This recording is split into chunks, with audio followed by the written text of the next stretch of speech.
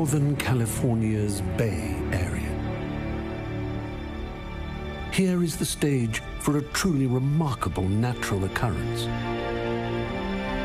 Every year, a great migration is made by one of the world's most mysterious species. To reach this utopian destination, these unique mammals will instinctively embark on a nomadic journey from all corners of the world. This is the developer's Triceratops, or as it is more commonly known, the developer.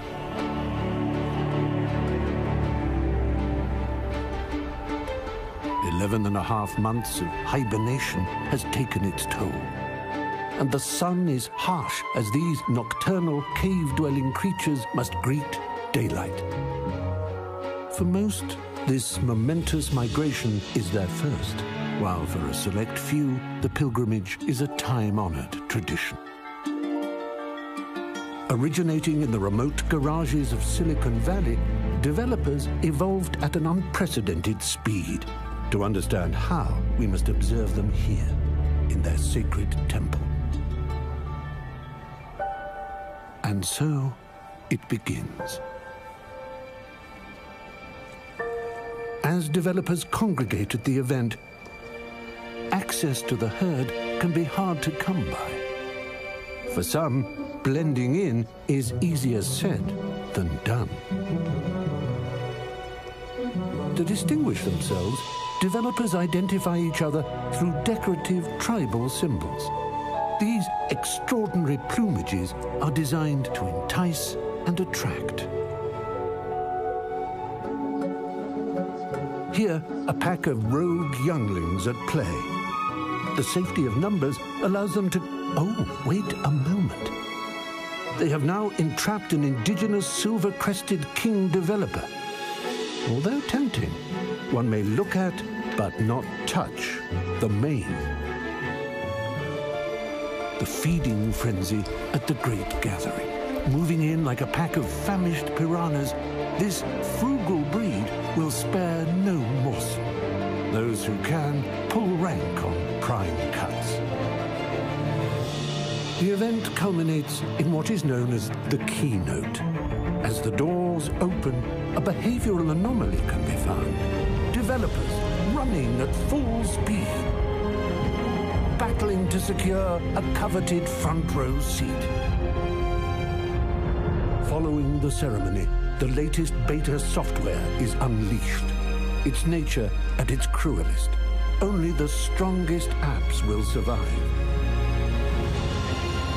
The many languages of the developer are a mystery to modern science. Just look at these letters, symbols, formulas, and mumbled jargon. Only these enlightened shamans can decode their true meaning.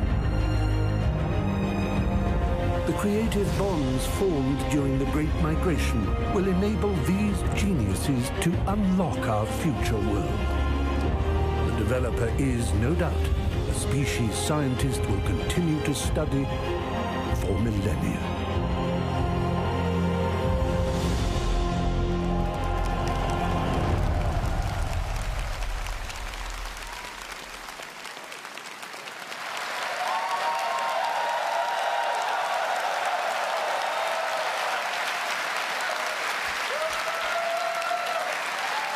Good morning. Good morning. I hear the student developers. Good morning and welcome to WWDC 2018. It is great to be back in San Jose with everyone. We have developers here from all over the world this morning, from 77 countries. That's more than ever before.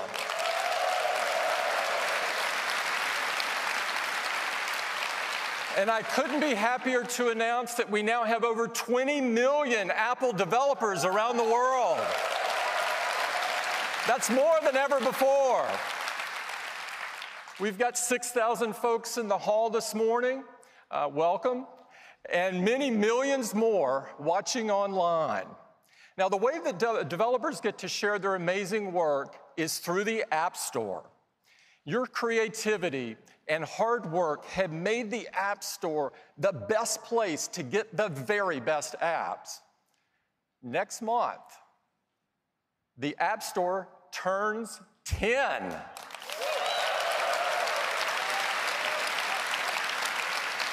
And in these 10 years, the App Store has fundamentally changed the way we all live.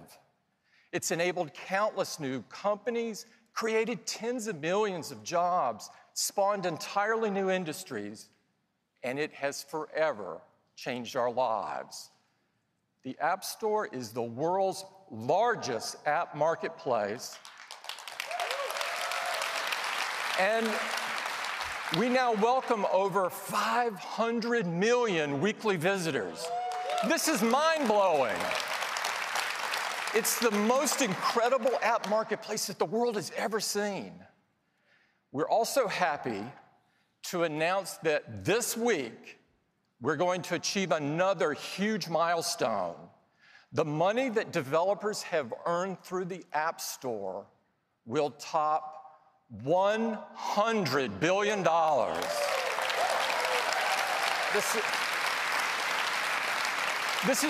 This is beyond remarkable.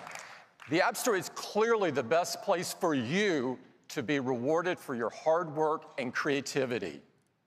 Now, at Apple, we know that developers are a powerful group of creators, that they can achieve and they can develop anything that they can imagine with their code. We want more people to learn the power of code, and it all starts with Swift and Swift Playgrounds. We created Swift to make it so easy to learn to code that it was as easy as our products are to use. Swift is extremely popular. In fact, it's the fastest growing programming language out there.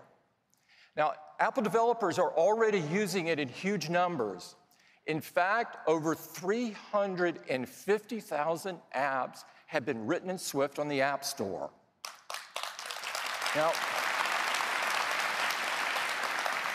we believe that coding is an essential skill and believe it should be offered by every school in the world. Now, learning to code has so many benefits. It develops problem solving and critical thinking skills. That's why we created Everyone Can Code, with free teaching and learning resources so that everyone could learn to code. It's been so successful and is now available to tens of millions of students around the world. Just imagine what this new generation of coders will create. Whatever it is, I'm sure that it's going to change the world. At Apple, changing the world and making it a better place is what it's all about for us. We aim to put the customer at the center of everything that we do.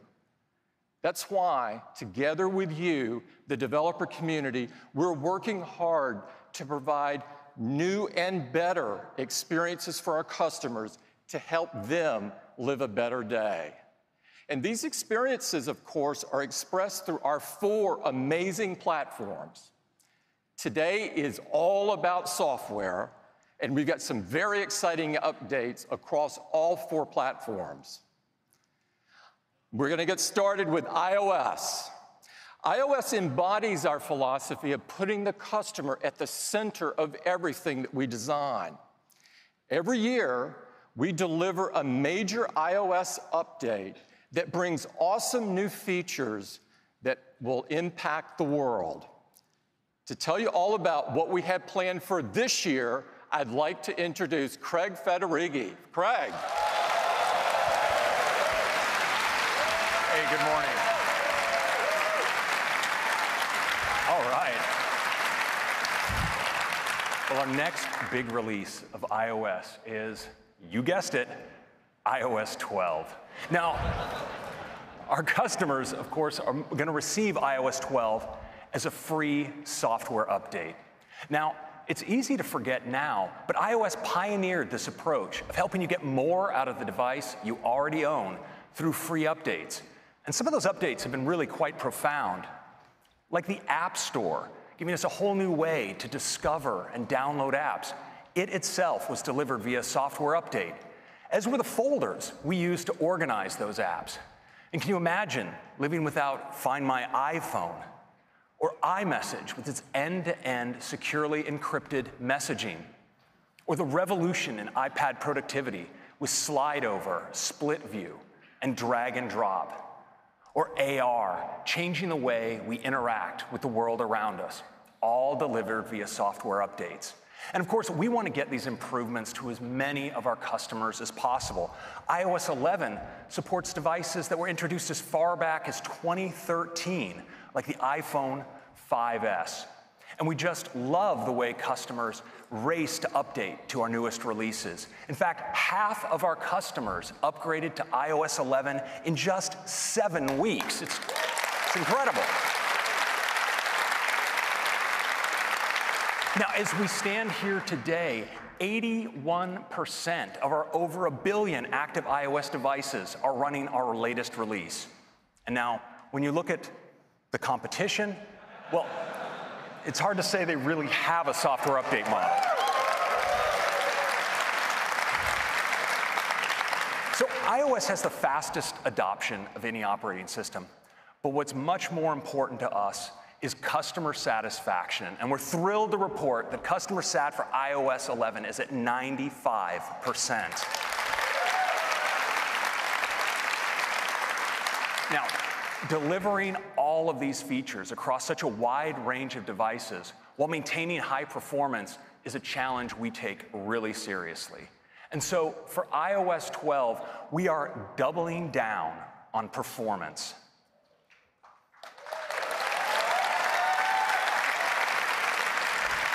We're working top to bottom, making improvements to make your device faster and more responsive. And because we want these changes to be available to the full range of our customers, iOS 12 will be available on all the same devices as iOS 11. This is the largest base ever supported by an Apple release. And we're focusing our efforts especially on the oldest devices. And while it's still early days, we're really pleased with some of the results we're seeing. And so I'd like to share some with you. And I'm going to use an example of a popular phone from a few years ago. This is the iPhone 6 Plus. Now, on that device, iOS 12 delivers a number of improvements across common operations. You'll see that apps launch up to 40% faster. The keyboard can come up to 50% faster, and you can slide to take a photo at up to 70% faster.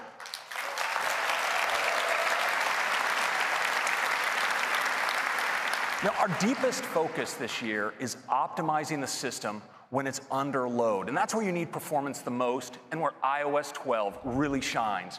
Now, we've put iOS 12 through our stress test, and we saw in those conditions Share Sheet coming up twice as fast and apps launching twice as fast. These are big, big improvements. Now, this took changes, thank you very much.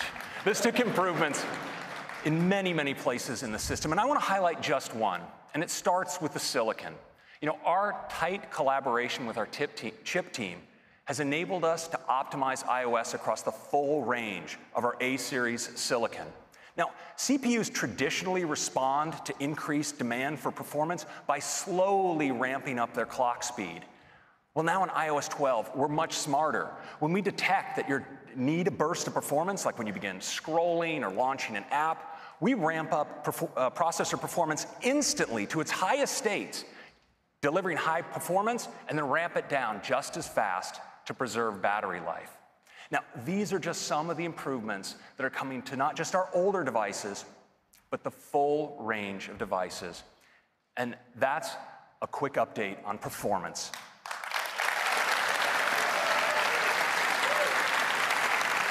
Now, if this is all we've done in iOS 12, I think it would be a great release. But we've done more, much more. And we have a lot to cover today. And it starts with augmented reality. You know, yeah. Now, AR is transformational technology. By bringing experiences into the real world, it enables all kinds of new experiences, changing the way we have fun and the way we work. And in iOS 12, we've wanted to make an easy way to experience AR across the system. And to do that, we got together with some of the greatest minds in 3D at Pixar. And together, we created a new file format for AR. It's called USDZ. And it's a compact single file format that's optimized for sharing while retaining great 3D graphics and even animations. Now, you can use USDZ across the system, from the Files app to Safari, to even sharing them over messages and mail. And what's great is you can place these 3D objects into the real world. It's something that's like AR Quick Look. It's really awesome. Now, we want all kinds of creatives to be able to create content for AR. And so we're working with the leading companies for 3D tools and 3D libraries to bring their support for USDZ. Now, one company that's been all in on USDZ and ARKit is Adobe. And to tell you about what they're up to, I'd like to invite Abe Parasnis, their CTO, to the stage. Abe. Thank you. Thanks, Craig. It's great to be here this morning. So at Adobe, we believe augmented reality is an incredibly important technology. And with ARKit, Apple is by far the most powerful platform for AR. So earlier, Craig talked about USDZ format. It's actually a pretty big deal. There is now a way to deliver AR experiences across the entire iOS experience. And so today, we are actually announcing that we are going to bring native USDZ support to Adobe's Creative Cloud. With Creative Cloud, designers and developers will now be able to use familiar apps that they know and love, like Photoshop or Dimension, to create amazing AR content and bring it easily via USDZ. And of course, we're not going to stop there. We are going to bring the power of immersive design to Creative Cloud with a new set of services and applications, including a brand new iOS application that's going to let all of you design amazing AR experiences quickly. So you will be able to bring in images, videos, text, any object from Creative Cloud directly into a native AR environment. In fact, for the first time with Creative Cloud and iOS, you will have a what you see is what you get editing in AR. It's pretty cool. So come join us this afternoon, State of the Union, where we're going to give you a sneak peek of some of these new immersive design tools for the first time. Thanks. Back to you, Craig. Thank you, Abe. Now, a critical part of enabling AR is accurate measurement. And fortunately, the precise calibration of sensors in iOS devices and our tight hardware-software integration mean that we do this really well. And we wanted to enable everyone to take advantage of this capability. So we're introducing a new app, and it's called Measure. It makes it really easy to measure objects, detect rectangles and get their dimensions, and measure lines along surfaces. And I'd like to show it to you now. Now, in looking for something to measure, I ended up digging through the attic and came upon my old suitcase from my traveling days in college. A lot of memories in here. Now, I'm actually in the Measure app. You see, I can easily measure along this suitcase by just tapping and dragging out a line like that. And check that out. It's a measurement. Now, what's really cool is I can extend these measurements. So I can just tap, drag along another edge just like that, and even take it into full 3D by dragging down to the bottom like that. Isn't that cool? Now, I mentioned that we could automatically detect rectangles and show you dimensions of objects. So I have a photo here, actually. It's one my mom always wanted me to travel with of me as a baby. And so, you see, what I can do with Measure is it automatically detects the dimensions of that photo. I can just tap and get, oh yeah, cute little baby, wasn't I? And you can get measurements just like that. It's really fantastic. Now, I'd like to turn now to USDZ and its support throughout the system. You know, you can experience USDZ in so many places, and one of those places is news. Now, here's an article, and we're all accustomed to seeing images in news articles, but check this out. Here you see a USDZ asset, and I can just tap on this little 3D control and jump right in and experience it. You can see the amazing animations that are possible, and of course, it's fully interactive. So I can zoom in and pan. Isn't that amazing? Now, USDZ is also great in the web. So here I am at the Fender website, and they actually let you configure your guitar with the kind of finish and pickguard that you want. So I can select a configuration option here, and then I can see the guitar I've configured. So I'm just gonna tap in. Of course, I can see the guitar here, but wouldn't it be cool if I could see it in the real world, in its real size? Well, there it is. Check that out. I think I'm going to capture that for posterity. And that's a quick look at USDZ and Measure in iOS 12. Next, thank you. Next, I'd like to talk about the key technology behind these augmented reality experiences, and that's ARKit. ARKit opens up the world of AR to hundreds of millions of users, making it the world's largest AR platform by far. And we're on a relentless pace of advancement with AR, and that continues today with ARKit 2. ARKit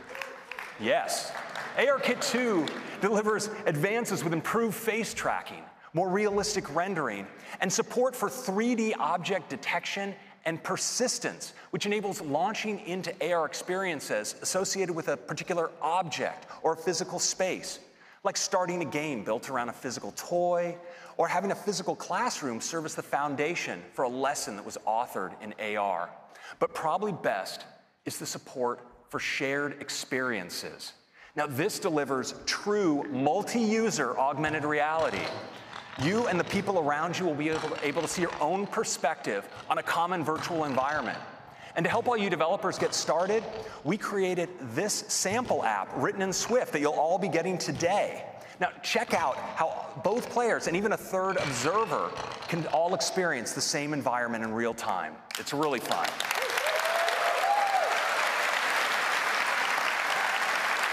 Now, we've also brought in a select few developers into our labs over the last couple weeks to work with ARKit, and they love it. Now, one of them is Lego, and what they've done is so fun, you just need to see it. So I'm pleased to invite Martin Sanders, Director of Innovation of Lego, to the stage to give you a live demonstration. Martin. That's great, thank you very much. Creating and playing with physical Lego sets brings great joy to millions of children and Lego fans all over the world. And now, with ARKit 2, we get to expand those creative possibilities like never before and take things beyond the physical. What we try to do is combine physical and digital together to really open up those creative play possibilities. Because our Lego sets are really the start point for all of those children's imaginations. And when we get a chance to really embed ARKit 2, it takes it to the next level. Let me show you what I mean. Here we have Assembly Square. It's one of our Lego creator sets. And already it has so many great details, it's awesome to play with. But wouldn't it be great if we could take things even further? Well now, with 3D object detection, we get to recognize our models and bring them to life.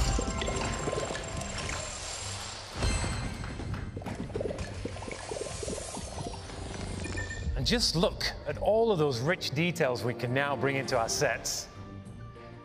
Because when we combine physical and digital together like this, it really opens up those creative play possibilities. And there's so much to do here. If you see these icons above people and objects, well, they represent missions and stories that we can explore. And with a world as rich and as immersive as this, who wouldn't want to play? So let's add a character. How about this little guy here? Welcome back. Let's go on an adventure. Awesome, let's go on an adventure. But going on an adventure with friends is often way more fun. So Anders, why don't you jump on in here? I'm always up for an adventure. Perfect. Because now, with ARKit 2's multi-user support, we get to play with up to 4 friends in the same space. Let's go ahead and add a few things from our collection, Anders. Okay, I will add a bank over here. Very nice, I like it. How about taking this for a spin? Ah, that's cool. Because just look at all those rich details you can see on the outside of the building, and even on the inside. Yeah, I think I'm going to add this guy. He's definitely going to keep the bank safe. Oh look, my character's hungry. Let's take him over to the bakery. Well, let's see what they have. Because now with ARKit 2, we get to see inside our physical creations and check out all the details that were hidden before. Got a ballerina, a little music session going on, and looks like a bathroom or something. Oops, sorry. Moving on. Oh, another play trigger in the bakery. Let's see what happens when I click on this. Fresh pretzels. Oh, that doesn't look too good. Anders, got a situation. I'm going to need your help over here. Okay. I've got a fire truck. Perfect. You put out those flames while... Oh dear.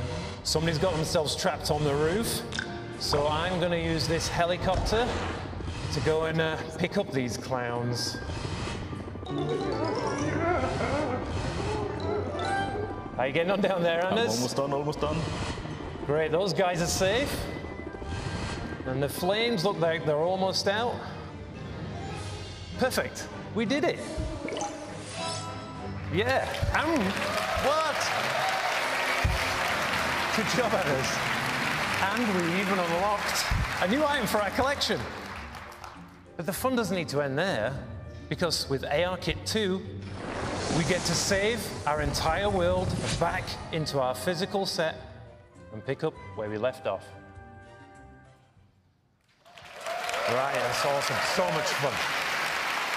But what makes this truly amazing is that with just a single Lego creation and ARKit 2, it really opens up those creative play possibilities.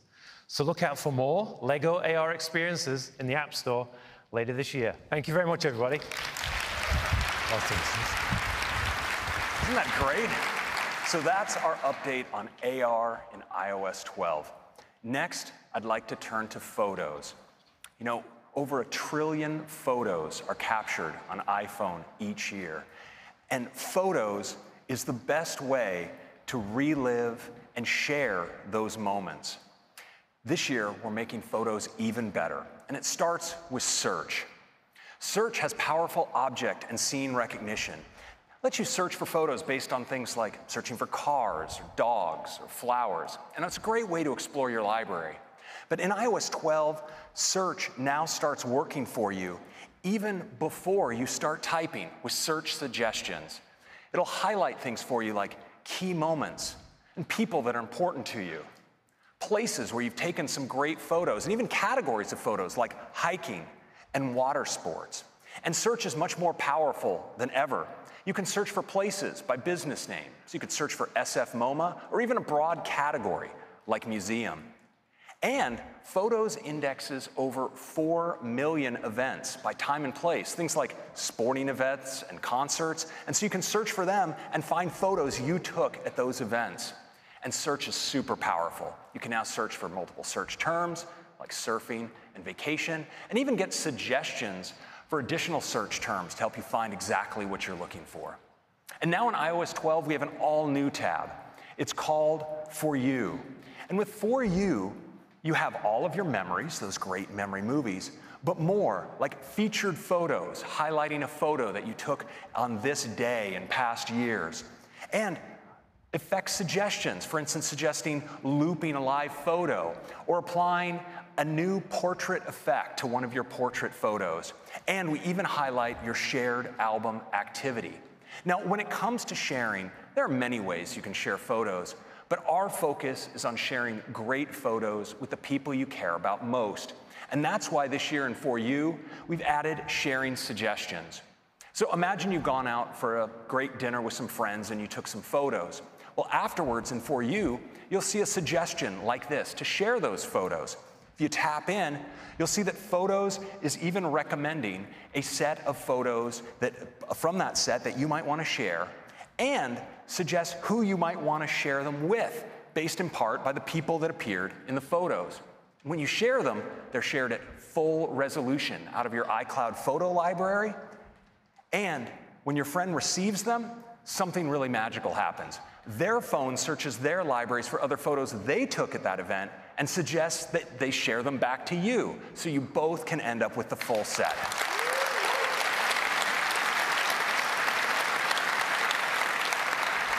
Now, this is built around iMessage, so of course it's private using end-to-end encryption, and all of those smarts are done with on-device machine learning. So that's your quick update on Photos in iOS 12. And next, let's turn to Siri. Now, Siri is by far the world's most used digital assistant, with over 10 billion requests processed per month. And because Siri works across all your devices, it's always there to help you through your day getting things done. Now, we all know that Siri works with many third-party apps for things like messaging, ride-sharing, and payments. But we wanted to make Siri able to do much more for you. And we're doing that by taking advantage of the power of apps with a new feature we call shortcuts. Now, with shortcuts, any app can expose quick actions to Siri. Let's look at some examples. Now, say you have the Tile app because you're always losing your keys. Well, the Tile app can expose the option to add a shortcut to Siri. You can assign your own phrase, such as, "I lost my keys," would be a good choice. And when you then say it, Siri will automatically activate Tile and show you right in the Siri UI, start ringing your Tile just like that. It's really great. Of course, there's so many uses for this kind of thing. You could say game time to get your team's schedule from TeamSnap, or help me relax to kick off a meditation, or order my groceries to order your usual. You know, with millions of apps, Shortcut enables incredible possibilities for how you use Siri. Now, as you know, Siri is more than just a voice. Siri's working all the time in the background to make proactive suggestions for you, even before you ask. And now, with shortcuts, Siri can do so much more. So for instance, let's say you order a coffee every morning at Phil's before you go to work. Well, now Siri can suggest right on your lock screen that you do that. You tap on it, and you can place the order right from there. Or if when you get to the gym, you use Aptiv to track workouts, well, that suggestion will appear right on your lock screen. And this even works when you pull down into search. You'll get great suggestions, like say you're running late for a meeting, well, Siri will suggest you text the meeting organizer. Or when you go to the movie, suggest that you turn on Do Not Disturb. That's just being considerate. And remind you to call Grandma on her birthday. Just tap, and it'll dial the call for you. Now, we think we're all going to really enjoy using shortcuts. And so we went a step further. We wanted to let you create your own shortcuts as users of multiple steps across multiple applications. And we're doing it with a new Shortcuts app. So with the Shortcuts app, you could do something like create a shortcut for surf time. And it could go get you the surf report, look up the current weather, get you the ETA to the beach, and even create a reminder for you to put on sunscreen when you get there. Now, it's all done with simple drag and drop steps in the Shortcuts editor right here. It's really easy. Now, to show you how shortcuts can streamline your day, I'd like to invite one of our leaders from our Siri Shortcuts project, Kim Beverett, to the stage to give you a live demo. Kim.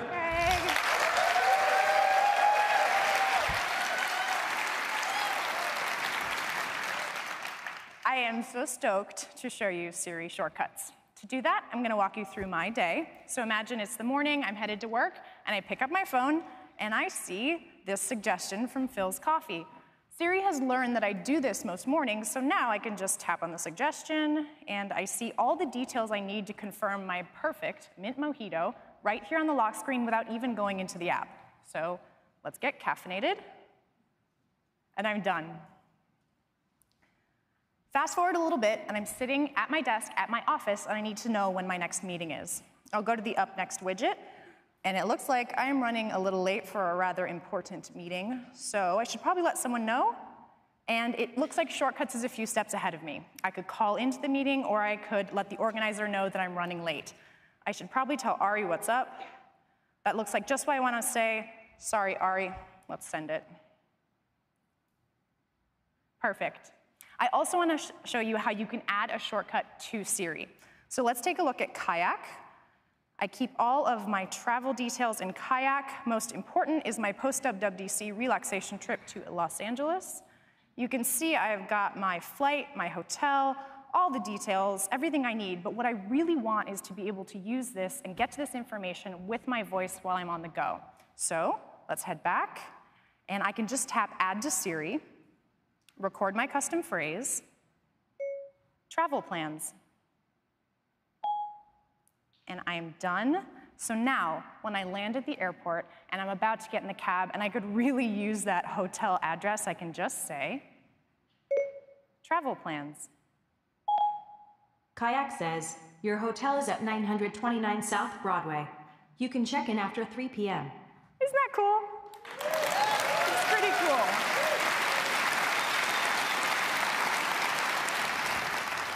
So I would love to be on that vacation, but I should, I don't know, probably finish this demo. So let's head back to work, and I can show you how the Shortcuts app can help me with my commute home.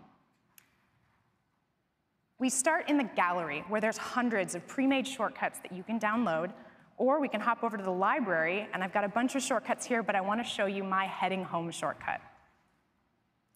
You can see that it's just really a series of steps. It grabs my location and my travel time, and it sends my ETA to my roommate. It sets my HomeKit thermostat to 70 degrees, and it turns on my fan. And last, it gets directions home with Apple Maps with the best route to avoid traffic. Now, this is already pretty cool, but I happen to be an NPR News junkie, so I should probably just add that to my shortcut to save me some trouble on the ride home. Let's tap Search, and there's a bunch I can add here, but I can just tap Siri Suggestions, and there it is, Play KQED Radio. We'll drag this in, drop it, and we're set. I've already added this shortcut to Siri with the custom phrase heading home, so now, whenever I leave work, I can just say, heading home. You will get there in 1 hour. I sent a message to Cheryl. Your thermostat is set to 70 degrees, and I turned on the fan, playing KQED Radio. Right? That's Siri Shortcuts in iOS 12. Thank you so much. Thank you, Kim.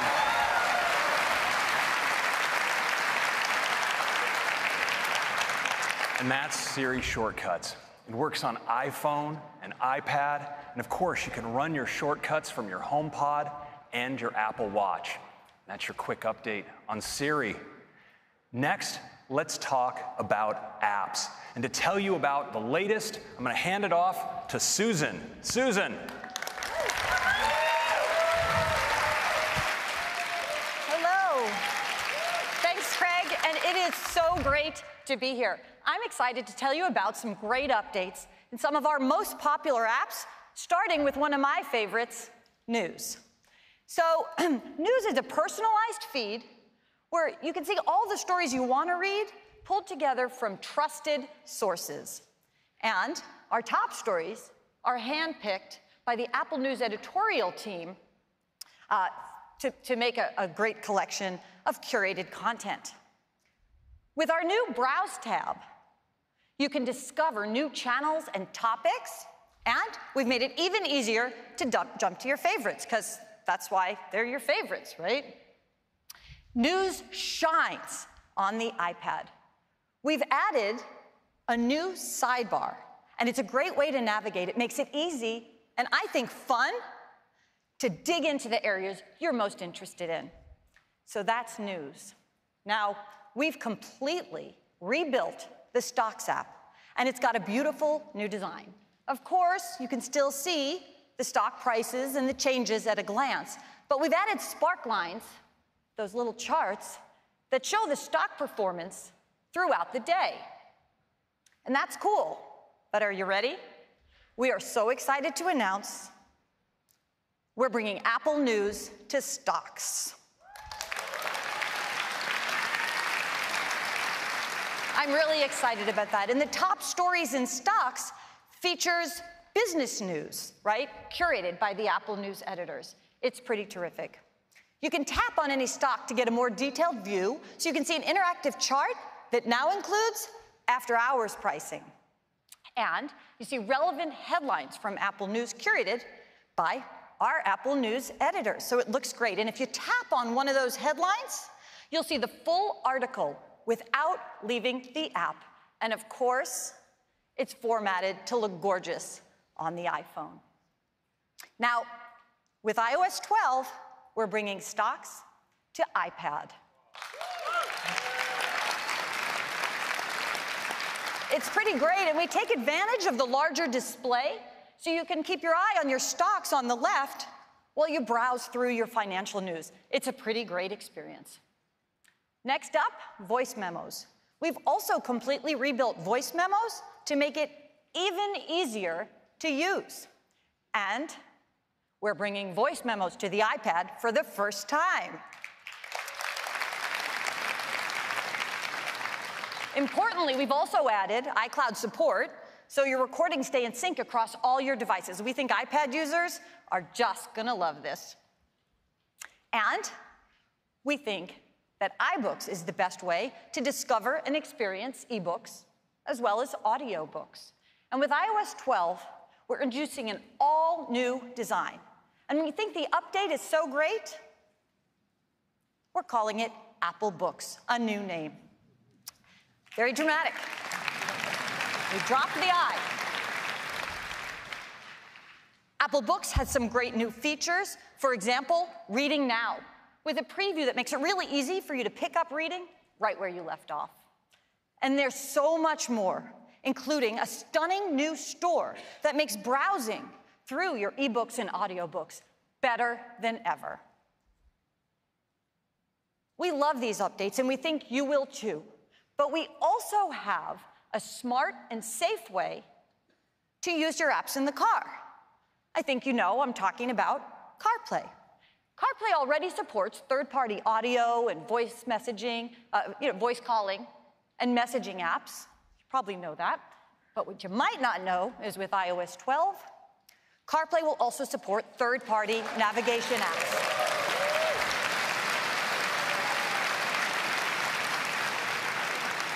So now you have even more choices when you use CarPlay. That is a really quick look at some of our app dates. And Craig, back to you. Thank you, Susan. Well, now I'd like to take a moment to talk about something that's on a lot of people's minds lately. You know, iPhone and iPad are some of the most powerful tools ever created for learning, exploring, and keeping in touch. But some apps demand more of our attention than we might even realize.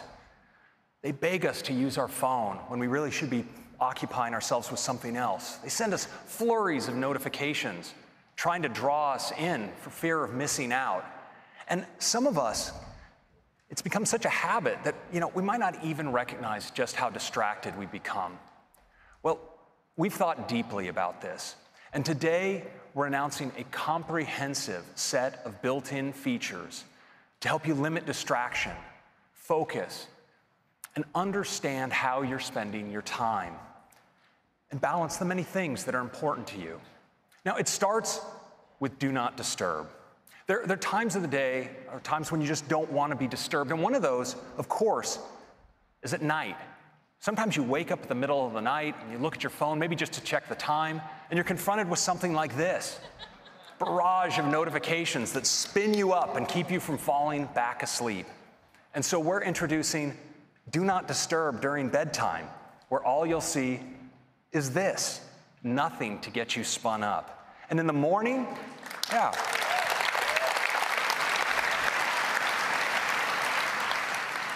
In the morning, when you wake up, you're gently eased into your day. You can tap when you want to start confronting those notifications.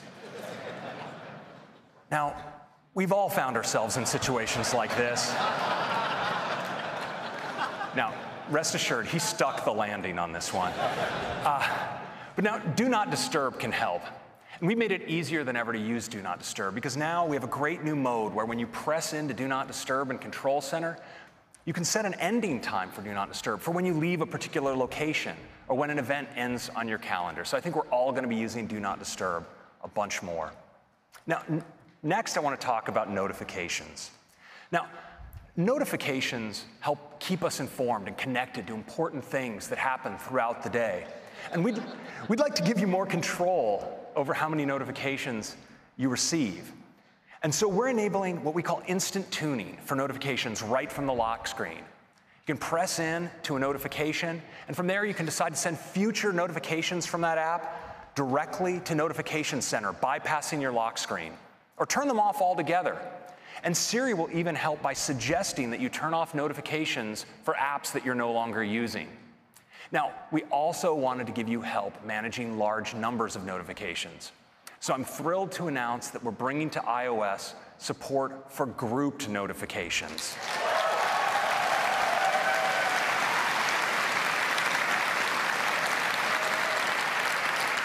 Notifications are grouped not just by app, but also by topic and thread. It gives you a great overview of the notifications you've received.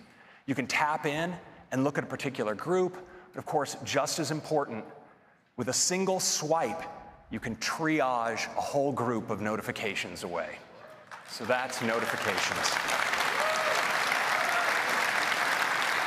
Now, in addition to these great features for helping you limit distractions, we wanted to go further.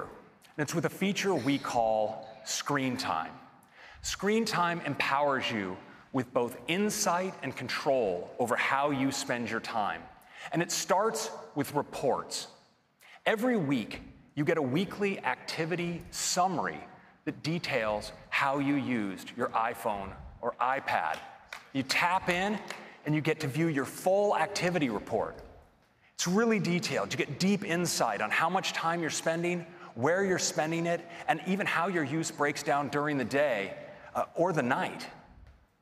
You get a summary of the time you're spending in apps, how much time you're spending, how often per hour you're picking up your phone and what's drawing you in, and what apps are sending you the most notifications. Now, equipped with this insight, you can make decisions about how much time you want to spend with your device each day. But we know there are people who would like a little extra help in managing their use of apps. And for them, we've created app limits. So if in your activity report, you see an app where you might want to be spending a little bit less time, well, you can set your own limit. And then during the day, when you're using the app, you'll receive a helpful notification letting you know time is almost up.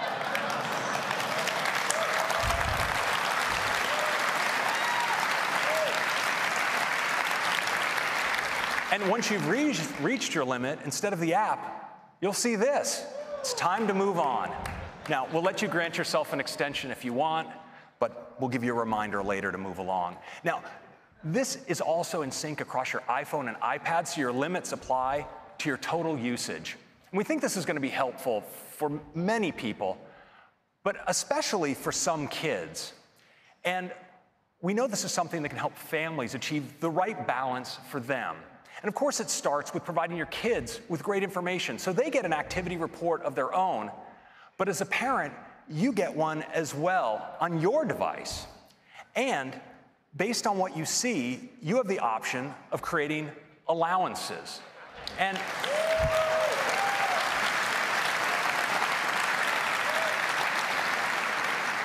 now, you have many options. One of them is downtime, time when you want your kids to unplug altogether, for instance, at bedtime. And you can also limit your kids' time in apps by category or by individual app. Now, there's some apps you may want to always allow them to use. For instance, you may want them to be able to get at the phone at all times so they can contact you. Or you may want to give them access to educational apps. And you can also limit access to only movies, apps, and websites that you deem age appropriate. Now, this works, of course, across their iPhone and iPad, and it uses family sharing, so it's super easy to set up. And you can manage it all remotely from your parental device. And so that are some great screen time and some great features to help you better manage your time.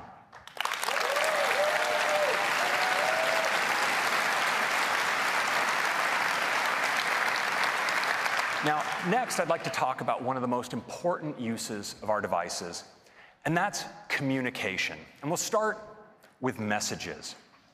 Messages has given us fun ways to express ourselves with emoji and now Animoji. And one of the things that make Animoji so fun is how expressive they are. You know, from smiles to frowns to nods of the head and blinking of the eye. Animoji do such an amazing job tracking our expressions. And this year, we're taking Animoji to a whole new level with a breakthrough new technology we call tongue detection. That's right. Now you can make your favorite Animoji do this. We're all going to be sticking out our tongues to our phones in the near future. Now, we're also introducing some great new Animoji that I think you're all going to love, like ghost, koala, tiger, and T-Rex. But we wanted to take Animoji even further by making them even more personal. So I'm thrilled today to announce the arrival of the era of Memoji. That's right. With Memoji, you can create your very own personalized Animoji.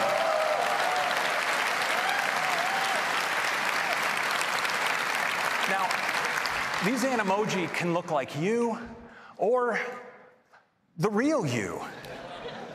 And we've worked hard to build a deep set of customization options to let our customers create an incredibly diverse set of Memoji.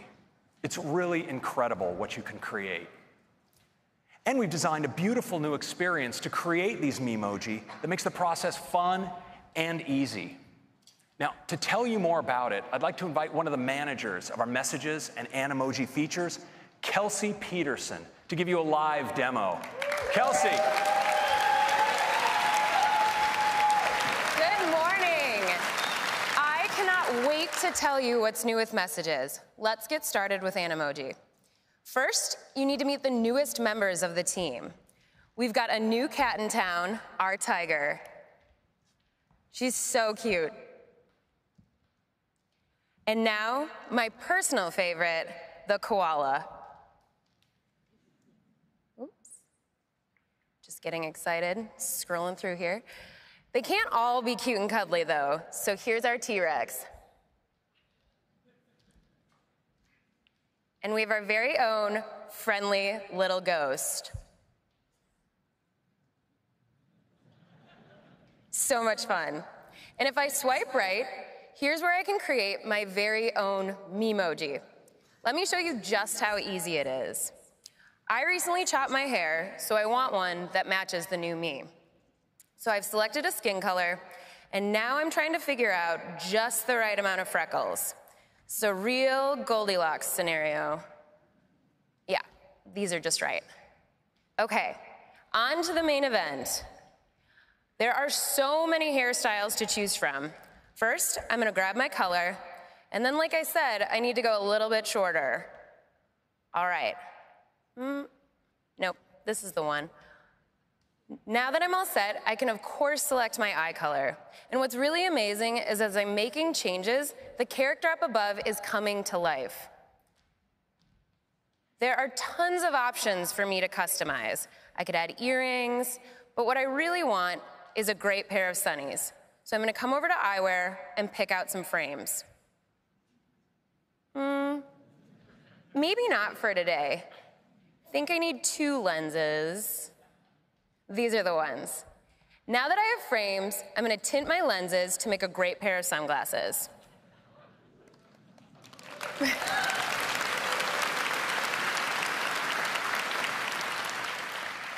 Perfect. Okay, I think I'm all set. I'll tap done, which saves my brandly created Memoji right here into the drawer alongside the rest of my team. And that's how simple it is to create your very own Memoji.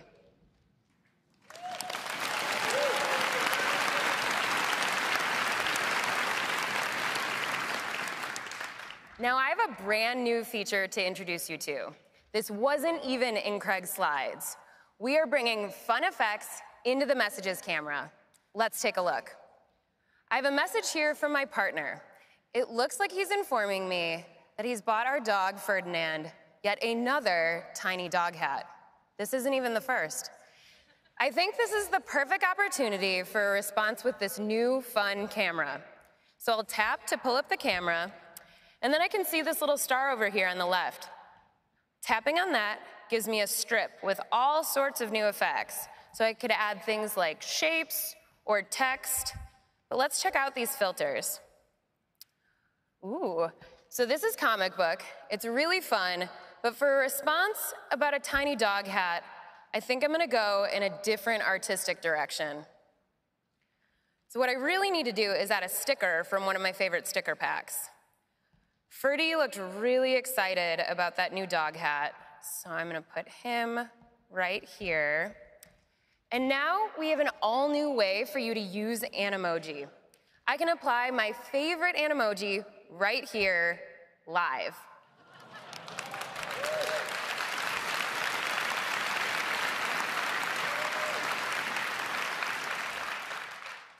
Here's the Memoji I just created, but I actually have just the one. It's of me in a very similar red hat, which is kind of perfect for twinning with my pup. So I'm going to set up my shot, snap, and send. And that's a demo of the fun new effects and messages.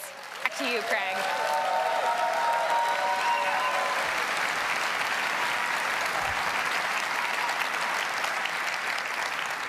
So that's Memoji and some fun new effects in the camera and messages. Next, let's talk about FaceTime. Yeah. FaceTime is the way that so many of us connect with the people in our lives and share some of our most important moments. And it's helped us deepen our connection with people important to us wherever they are. And of course, it's a fun place just to hang out. Now, this year, FaceTime is going to take a big leap forward, because today we're introducing Group FaceTime.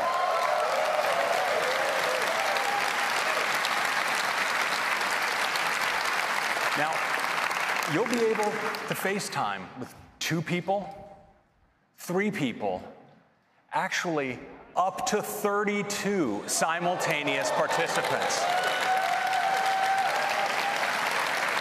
Now, setting up a group call couldn't be easier. Just instead of typing one person's name, you can do many. You can ring them by tapping audio or video. But we also introduced a great new way, because FaceTime is now integrated into messages. So you can quickly go from a group chat you have going directly in to a group FaceTime. And members of the group can join in and drop out at any time. It's really great. Would you like to see it? Well, let's do a demo. Well, I think for our first live demo of Group FaceTime, I'm going to contact the folks back in Cupertino. Now, I can just dive into this conversation I have going with the members of the FaceTime team. And it looks like actually they're already on a group FaceTime call, so I'm just going to join right in.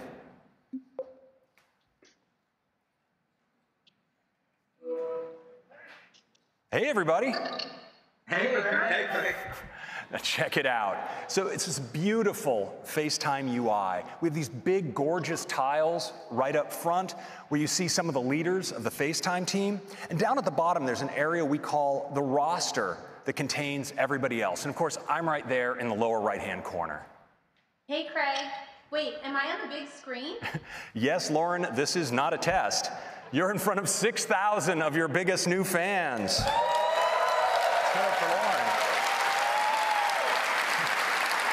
Now, what you probably noticed is when Lauren spoke, her tile automatically got larger to reflect her prominence in the conversation. This is totally automatic. Hey, Roberto, how's it going back there in Cupertino? I'd say it's going pretty well. And Lauren, sorry for stealing your spotlight. So this works, of course, for people in the roster as well. When they speak, they come forward. Hey, Christopher, you ready to make your big entrance? Finally, my moment has come. Hello, world. No. Well done. Now, you can control this too. So if I want to bring Woody front and center, I just double tap. There he is. Now, Woody, your baby is performing admirably here. Thanks, Craig. It's exciting to finally be able to share group FaceTime with everyone. It sure is. Now, we have not only all of this, but we've also brought the fun effects to the FaceTime camera. I can just tap in and I have access to an emoji, filters, and all of my sticker packs. And everyone else on the call can apply them too. Wow, now this is the future. Hey, Craig, check this out. I'm a comic book koala, something I've always wanted to be. I'm glad you've finally been able to express that side of yourself, Roberto. Hey, Tim, is that you? Yeah, it's me. I signed up to help test FaceTime. All right. Well, thank you, Tim. Every little bit counts. Happy to help, and thanks to everyone on the FaceTime team for making it a reality. I can't wait to start using it every Sunday night to call the leadership team. Looking forward to that, Tim. Of course, what I'm really looking forward to is getting group FaceTime to everyone on iOS 12. Thanks, guys, for a fantastic call. We'll see you back in Cupertino. Bye, Greg.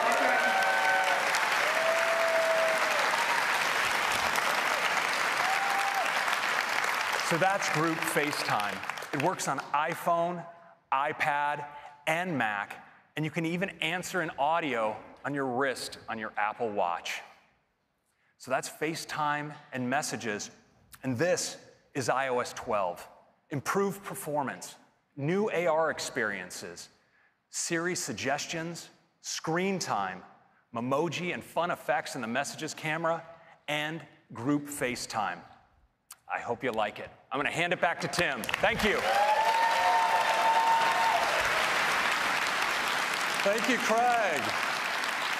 iOS 12 looks fantastic, and we can't wait for everyone to get their hands on it.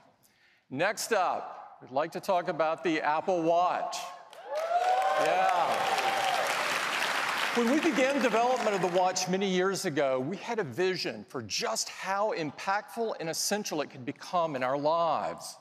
So we worked very hard to create something that you would love and want to wear all the time. And customers do love it. In fact, Apple Watch is #1 in customer satisfaction. And not just this year, but every single year since we launched in 2015. And growth has been off the charts. Apple Watch grew 60% last year. We're constantly hearing from customers about the many ways that the Apple Watch has changed their lives. And I'd like to share just one of them with you this morning. Mary Dobjan was boating with her husband, John, when due to a medical condition, all of John's muscles went completely limp, and he fell into the ice-cold water. With her arms wrapped around John to keep him from drowning, Mary could not reach her phone to call for help. But with her Apple Watch, she was able to call Siri, or to use Siri to call 911. Rescuers soon arrived and saved John's life.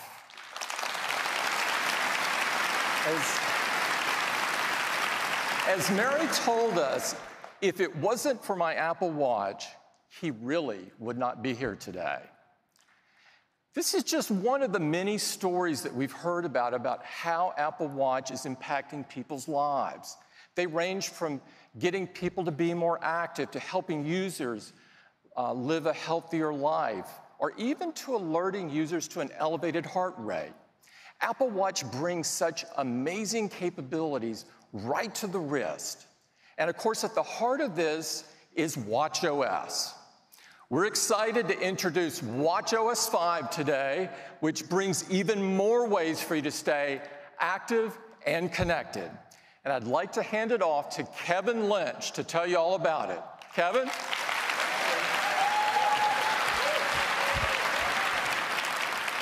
Good morning.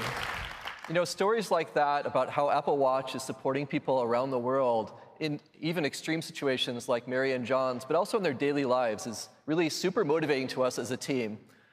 And there are things you do every day that shape your life. And Apple Watch has two key areas it's working to help you support those activities every day. First, staying active to increase your well-being and health. And second, being connected to the people and the information that you care most about. We're moving watchOS forward in both of these areas. Let's start with health and fitness. Now, much of the power in the health and fitness features that we put in Watch are really empowered by the investment we do to make sure the data you see is accurate. The data from our custom-built heart rate sensor, accelerometer, gyro, GPS are all thoroughly validated. In fact, from our fitness lab, we've studied over 6 terabytes of data, where 12,000 study participants logged over 90,000 hours of sessions. They actually burned 2.3 million calories doing this. We believe this is the largest biometric data collection of its kind. And we take this information and we work to integrate this seamlessly with the user experience. So when you raise your wrist and you look at your activity rings, the information is not only accurate, but it's also meaningful to you. And we really love hearing about your focus on closing these rings. And we really enable this through a number of ways in Apple Watch. First, of course, we do daily coaching, so you can see what your goals are for the day. We also support celebrations when you achieve your goals. And we have special edition challenges, like the most recent Earth Day challenge that we did. And on a monthly basis, we do monthly goals that are personalized to you. And of course, the Activity app also supports activity sharing, which has become one of the most popular features of the Activity app. Many of you love the excitement of good old-fashioned competition, though.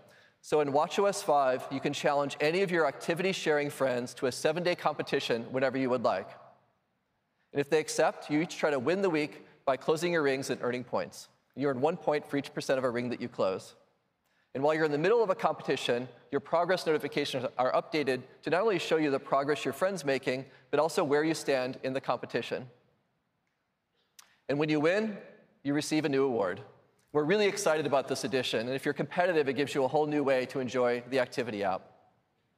Now, when you do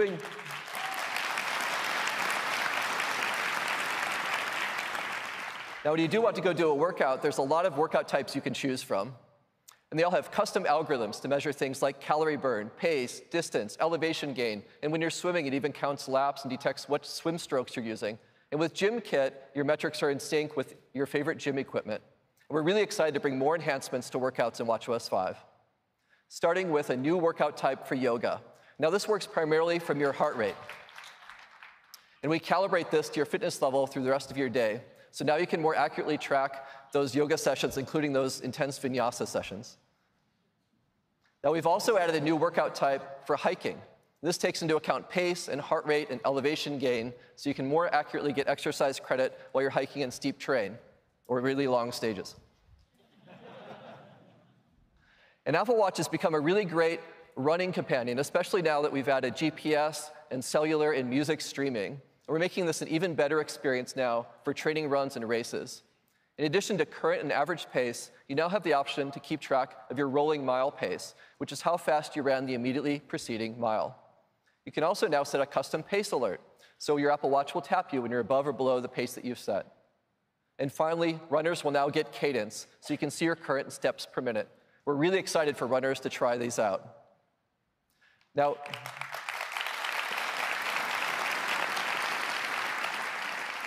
there's sometimes when you forget to start a workout on Watch, but you've started working out. And to solve this now, we're adding automatic workout detection.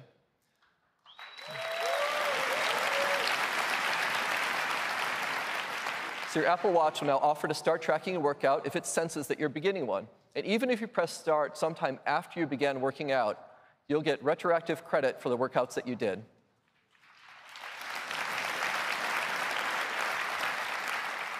And these start alerts will support all these great workouts on Apple Watch. Now, when you reduce the intensity of your movement or your heart rate decreases, but you forget to end your workout, of course, Watch will also detect that and suggest that you stop.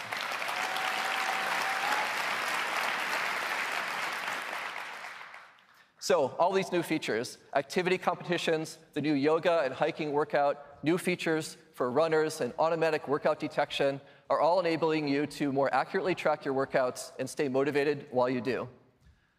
Now let's talk about being connected. Apple Watch enables you to remain in the moment while also easily connected to the people and information that you care about. And the introduction of cellular made this even better. You can stay connected even when you're going out for an evening, running some errands, or even going for a swim. Or stay in touch when your phone might not be easily available to you. And staying connected with people you love is something that our customers love about Apple Watch. You can easily make or receive a phone call, and you can hear the emotion and tone on the other end of the voice as you talk in real time. Or you can use messages to have impromptu, short conversations with loved ones in a message thread. In watchOS 5, you'll have an entirely new way to communicate on your watch. That's real-time voice, but with the spontaneity of short messaging. Did you steal my chips? Maybe. I cannot wait till you go to college. Introducing Walkie Talkie.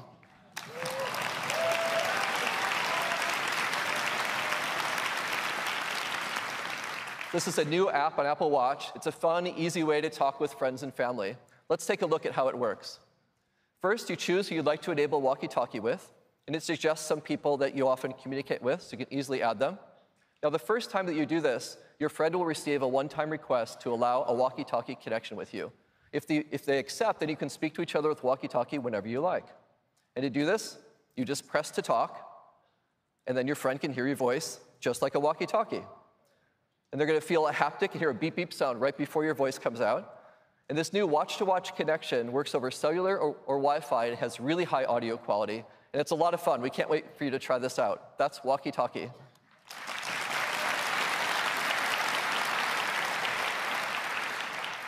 Now, last year, we introduced a Siri watch face, which presents the right information to you at the right time. And Siri does this using machine learning, so it's going to get better at predicting your actions over time by combining inputs like the time of day, your location, your daily routines, or which apps you use when. We're making some great enhancements to the Siri watch face now. First, we're adding new content. So now you can get live sports scores, you can get commute time home or to work, or you can see your heart rate, for example, after a workout, or your resting heart rate. And we're also adding Siri shortcuts. Those shortcuts you saw coming to iOS 12 are also going to be available in watchOS. So in addition to getting relevant information, you'll also receive predicted shortcuts right on the Siri watch face. So at a wrist raise, you'll be able to directly do things like turn on your leaving home scene, or start an outdoor walk, or play your favorite morning playlist. And these shortcuts appear based on whether you typically do those actions at those times. So super easy now to just tap and do those actions. Also, for the first time, you can now use third-party apps on the Siri watch face. So now you can see both relevant content and shortcuts from your favorite apps.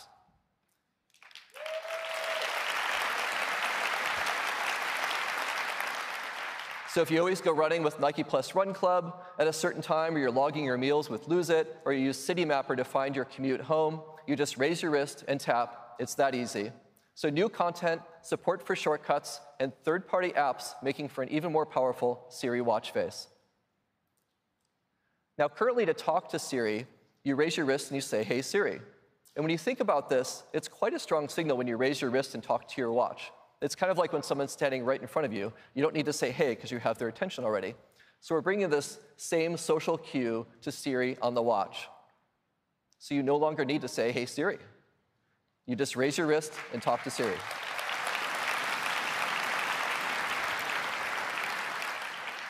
Now, we're also bringing a number of improvements to notifications, which are now more actionable and interactive. So, for example, with this notification from Qantas, you can check in and share your flight details right from the notification. After you finish a ride with Didi, you can scroll down, you can rate your ride and pay with Apple Pay right there in the notification. And with this one from Yelp, that your table is ready, if you need a bit more time, you can extend the reservation out a bit just by tapping here. So super easy now to interact right in place inside notifications. We've also improved our message notifications. Today, if someone sends you a web link, you aren't able to view it on your wrist. With watchOS 5, we've integrated WebKit. So now you have the ability to view web content in mail or messages. You can even tap on that link. Yes, and to easily view things like menus here. And while we think full browsing doesn't make sense on your wrist, there are times you get content you'd like to see it right in the moment, and now you'll be able to do that in watchOS 5. And the contents can be formatted for the small screen, and where reader mode's available, it uses that on the watch. So WebKit on watchOS.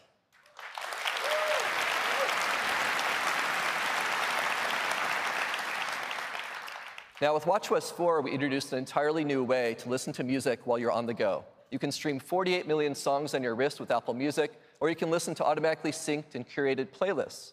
And now, with watchOS 5, we're giving you even more to listen to. That's right. The Apple Podcasts app is coming to Apple Watch. Upcoming episodes from subscribed podcasts will be automatically synced to your watch, so you can get them right there. Or you can just ask Siri to stream a podcast for you, and it'll start playing. And playback resumes across all your devices, so you can continue just where you left off. So that's podcasts. Now, those are the great new features coming in watchOS 5 to stay connected with people and information that you care most about. Interactive notifications, web content, new content and shortcuts in the Siri face, podcasts, and of course, walkie-talkie. Now, we'd like to show you this stuff live in action, and we thought we'd increase the challenge a bit in our live demo here today to keep it interesting. So Jules, who helps lead our fitness experiences, is actually going to do the demo while biking.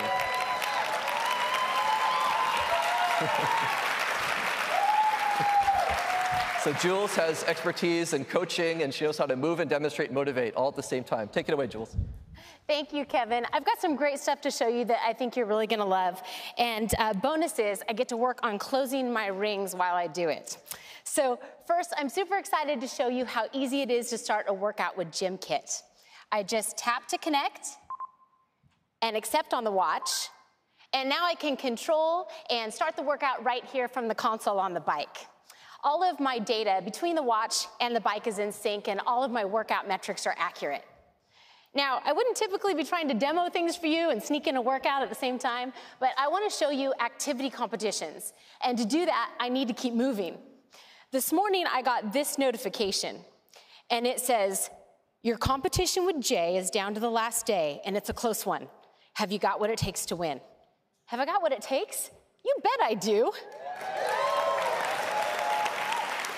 But if I scroll down, I can see that Jay has moved ahead of me by a couple of points, and that's not okay because this thing ends tonight. So I think I'm going to add a little resistance to this workout here and work to earn as many points as possible and move ahead of Jay by the time this demo's done. I can simply tap here and send him a little smack talk to let him know I'm coming for him. Let me show you interactive notifications because I have dinner reservations tonight that I made through Yelp. If all goes well here, I'm going to go out with my girlfriends from work to celebrate. And because we all know that Jay's going to lose this competition, maybe I should invite him along so it can be his treat. Now I can simply add to the number of guests and confirm right here in the app without ever having to open it. It's that simple. Now in watchOS 5, notifications from apps are smartly grouped together. And here are a couple messages from my friend Catherine. We're trying to get to a yoga retreat this summer, and it looks like she sent me a link. Now I can tap it here and see if she's found somewhere great for us to go. Oh yeah, this looks beautiful. I'm already in, but I could continue to scroll through the site, maybe read a little bit more about the retreat, even check the dates to make sure that they work. And I can do all that right here from my wrist.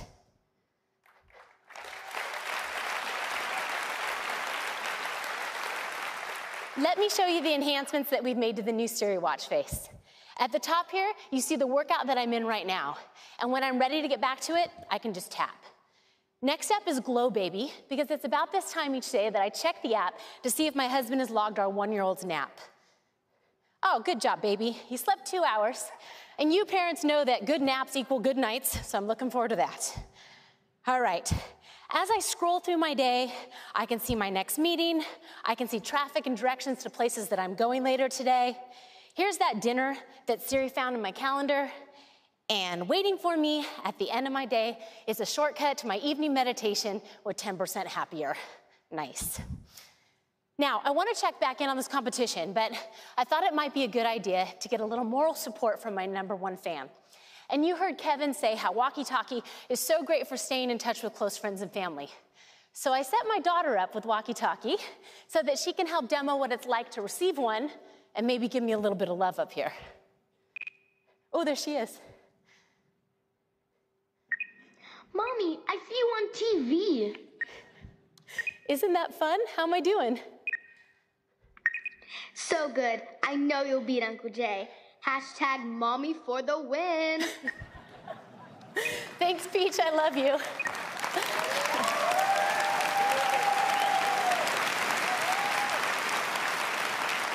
And that's how walkie-talkie works.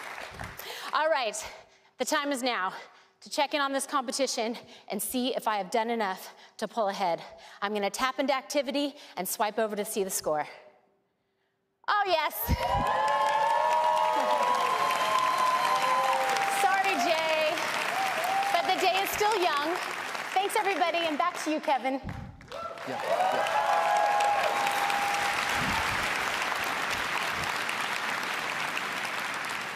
Way to go, Jules. So in watchOS 5, we've enabled even deeper integration on the watch for apps, enabling them to work right in the moment. And apps can include interactive controls within notifications, so you can quickly do more without even opening an app, like extend your parking with Pay by Phone. And with shortcuts, there's also new opportunities for third-party apps to appear on Apple Watch right on the watch face. You can tap on a shortcut on the Siri face to order coffee, rent a bike, or pick up where you left off in a workout. You can even use your custom Siri commands that you created on your phone to speak on your watch. And for native apps building rich experiences, we've improved the Workout API for greater performance, and we've added the ability for third-party apps to play background audio.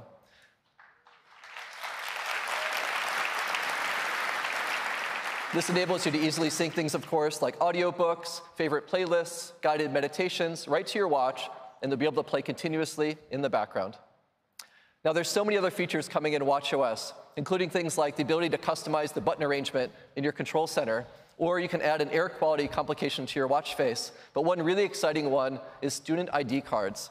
You're going to have the ability to add your student ID card to Wallet on your iPhone and Apple Watch.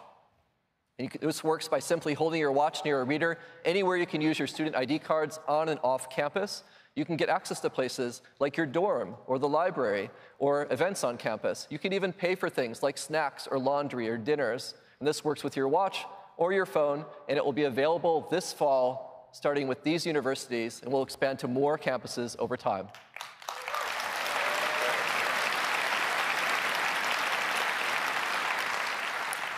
Now, this is also Pride Month, and we're really excited to introduce an all-new Pride Edition watch band.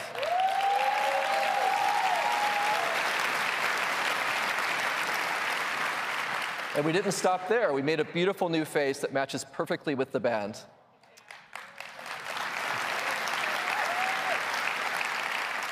And the face and the band are available today. And if you'd like to use the new watch face, you can choose to add it from the watch face gallery starting at noon today. That's just some of what's coming in watchOS 5. Thank you very much. Back to Tim. Thanks, Kevin. Thank you, Kevin. watchOS just keeps getting better and better, and we're excited for you to try all of these great new features to help you stay more active and connected. Next up is Apple TV. Last September, we introduced Apple TV 4K, and our customers love it. Since its introduction, the Apple TV business has grown an incredible 50%. Today, we've got some great new enhancements to Apple TV 4K and tvOS, and we think you're going to love them. So I'd like to invite Apple TV lead designer Jen Foltz to the stage to tell you all about it. Jen? Thanks, Tim. Apple TV is built on an incredible platform, tvOS. And tvOS is built specifically for the living room to make it easy to enjoy your favorite TV shows, movies, apps, and games. Now, as Tim mentioned, last September, we introduced Apple TV 4K with the goal of bringing the highest quality cinematic experience right to your home. It offers both 4K and high dynamic range, including support for HDR10 and Dolby Vision. Time said the new Apple TV is a high-fidelity powerhouse. And to ensure you can enjoy this beautiful experience with as much content as possible, iTunes offers the largest collection of 4K HDR movies. And we've upgraded your previously purchased movies to 4K HDR for free on all available titles. There are also, thank you, there are also many 4K and HDR TV shows available from popular services like Amazon Prime Video and Netflix. And we know what makes for an amazing cinematic experience is not just great picture quality, it's also incredible sound. So Apple TV 4K is bringing you the latest in audio technology.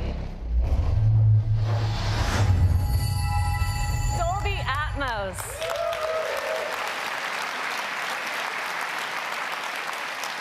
With Atmos, you get room-filling sound, the perfect complement to the stunning visuals of Apple TV 4K. Now, what makes Atmos so special is that unlike a traditional surround sound setup where sound is assigned to channels like the left or the right, Dolby Atmos has the ability to completely immerse you. Atmos moves sound in three-dimensional space, creating an experience with powerful audio that flows all around you. It puts you right in the center of the action. All this with a home theater setup as simple as a Dolby Atmos-enabled soundbar and an Apple TV 4K. In fact, Apple TV 4K is the only streaming player to be both Dolby Vision and Dolby Atmos certified.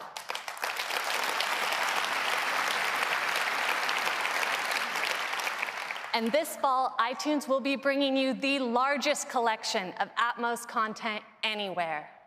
And just like with 4K HDR, your iTunes libraries will be upgraded to include Dolby Atmos on all supported titles for free.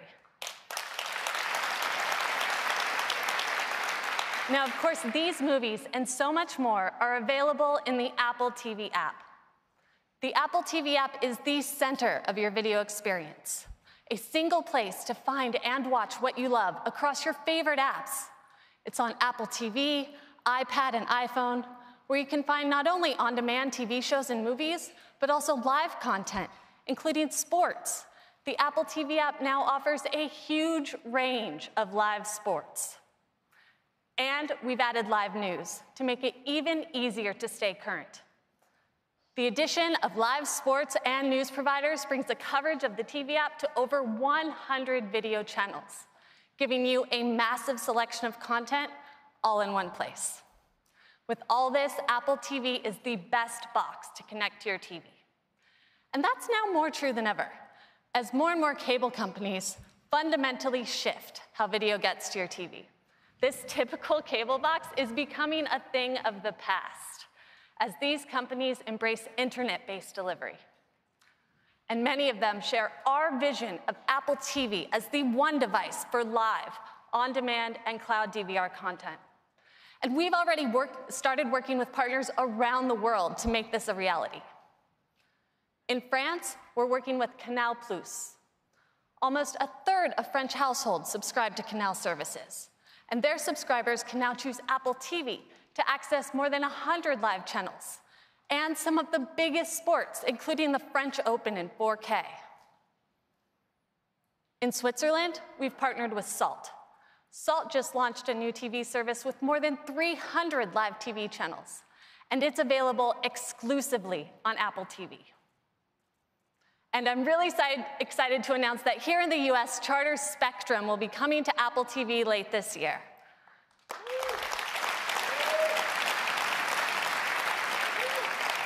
That means that up to 50 million homes will be able to choose Apple TV to access all their live channels and thousands of on-demand programs. And they'll be able to use Siri and the TV app to get access to their TV service, not only on Apple TV, but on iPhone and iPad as well. Now, with nearly any cable subscription, you can get access to dozens of video channels, like ESPN, Showtime, NBC, and many more. But it used to be really painful to set up. having to authenticate each app individually. I'm sure all of you have seen that 6-digit code you have to go online and type into a web browser. Well, last year we introduced single sign-on. Enter your cable credentials only once, and we unlock all of the apps your subscription supports. Well, now we're making it even easier with zero sign-on.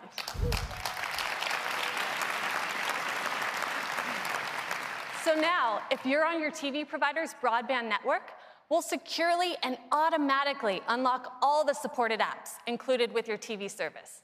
No credentials needed, it just works. Charter Spectrum, this is really awesome. And Charter Spectrum will be the first to support zero sign-on, and we'll be adding more providers over time. We're also giving you even more options for ways to control your Apple TV. For example, you can get quick access on your iPhone, where Apple TV users will get the Apple TV remote automatically added to Control Center. And for those that have installed home control systems, we're working with the leading providers so that you can use their remotes to control your Apple TV, even including support for Siri. At Apple, I love working with an amazing team, designing for a product that I enjoy every day and on the biggest screen in my home. I get to watch all my favorite movies, TV shows, and more. Over 48 million songs, including the best metal on Apple Music. All of my photos, videos, and memories, as well as thousands of apps and games that many of you have built. And Apple TV brings some amazing views right to my living room with aerials. Now, one of the questions I get asked the most about aerials, especially by my family members, is, where is this? Well, this fall, with just a tap of the Siri remote, you'll now be able to see every aerial location.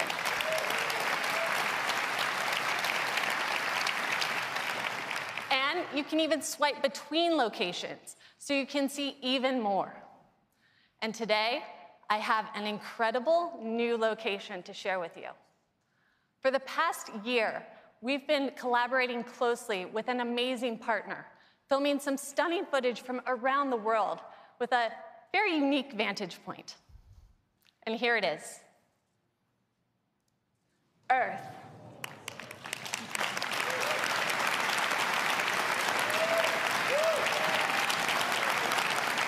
This is filmed by astronauts aboard the International Space Station.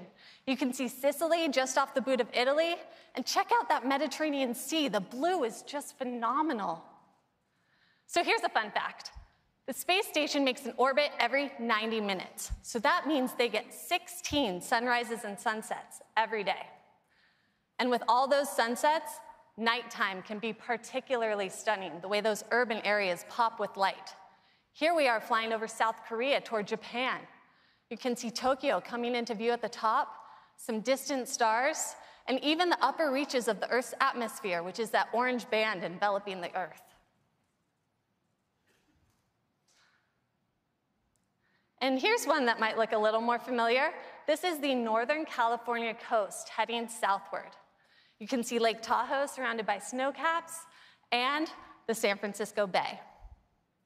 These are truly incredible and offer such a unique perspective on the world. I'd like to give a huge thanks to the International Space Station National Lab and CASIS for all their help in making this a possibility.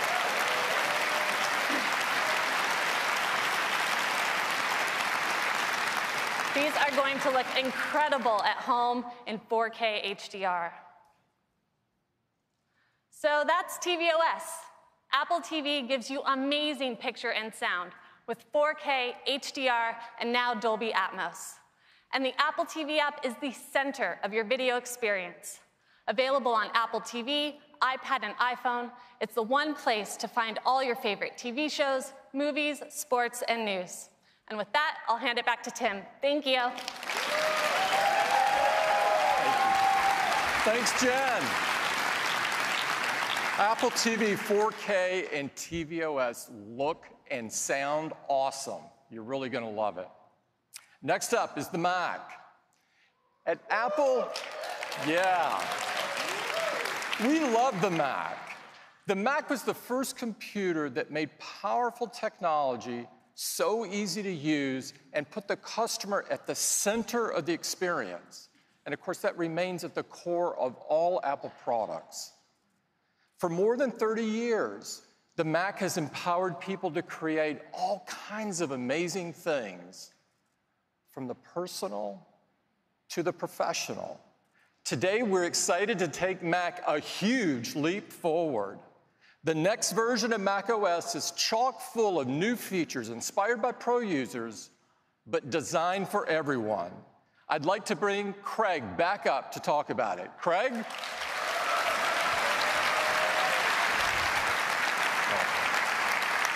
Hello again.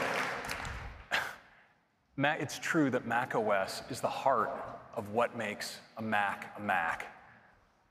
And we want as many Mac users as possible to have access to our latest software. And that's why 6 years ago, with the introduction of OS X Mavericks, we began offering our macOS updates free for Mac users. And 2013 was also the year that we first introduced our California naming theme. Now, after spending a year by the ocean, we not only modernized the look and feel of macOS, but we headed to the mountains with macOS Yosemite. Now, as you may be aware, our naming of Mac releases is handled by our crack marketing organization. And as you probably noticed, they went on a 4-year mountain-bound bender. In El Capitan, we added Metal, our groundbreaking graphics technology. In Sierra, we brought Siri to the Mac and extended our capabilities and continuity.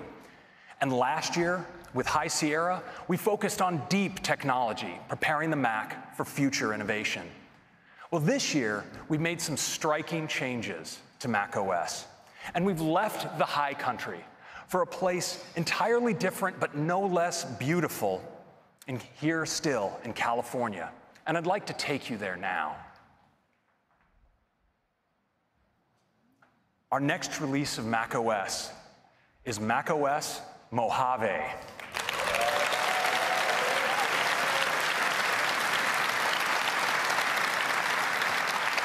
Now, Mojave is beautiful during the day, but what really captured our imagination was the beauty of the desert at night. And this inspired one of our most distinctive new features, and I'd like to show it to you now.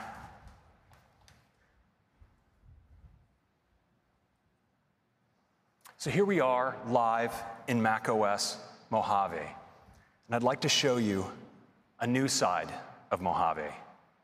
We call it dark mode.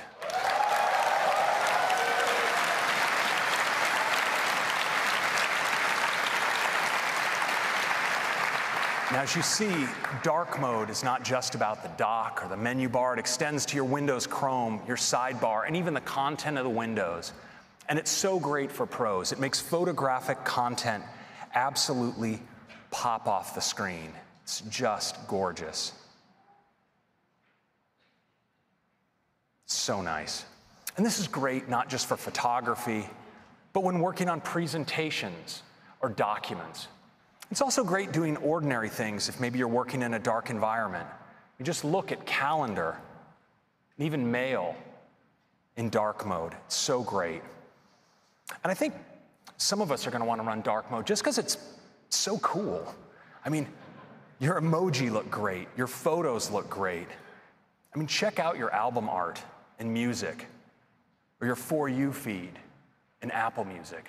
But I think one audience that's going to especially appreciate dark mode are some of you here in this room, our developers, because Xcode looks fantastic in dark.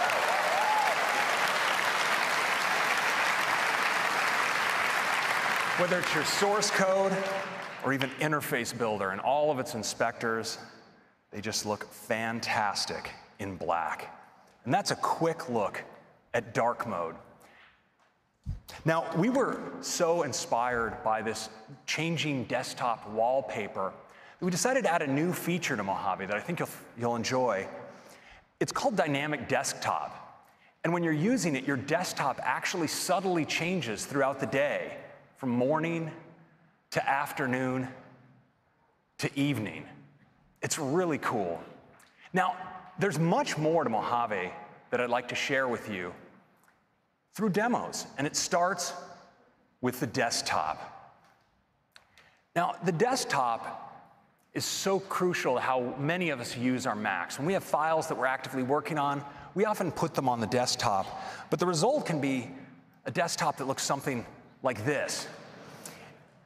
And so now in Mojave, we have a really great solution, and we call it desktop stacks.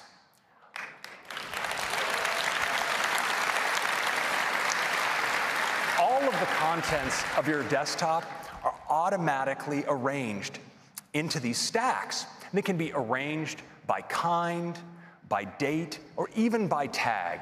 And they're really easy to use. You just click on them, you can see all the contents in the stack, you can double click to open a document, and put it away. And they stay organized. So for instance, if I bring forward mail, maybe I drag an image out, I want you to watch what happens, because the image flies right into the right stack. Now, you can also scrub your stacks. So for instance, I'll just scrub across this stack. You see I can select between different photos, pick one up. Actually, let me just hide mail here, mid-drag. Got a little excited with my, with all of my stack action. So I can just drag this out and drop it in just like that.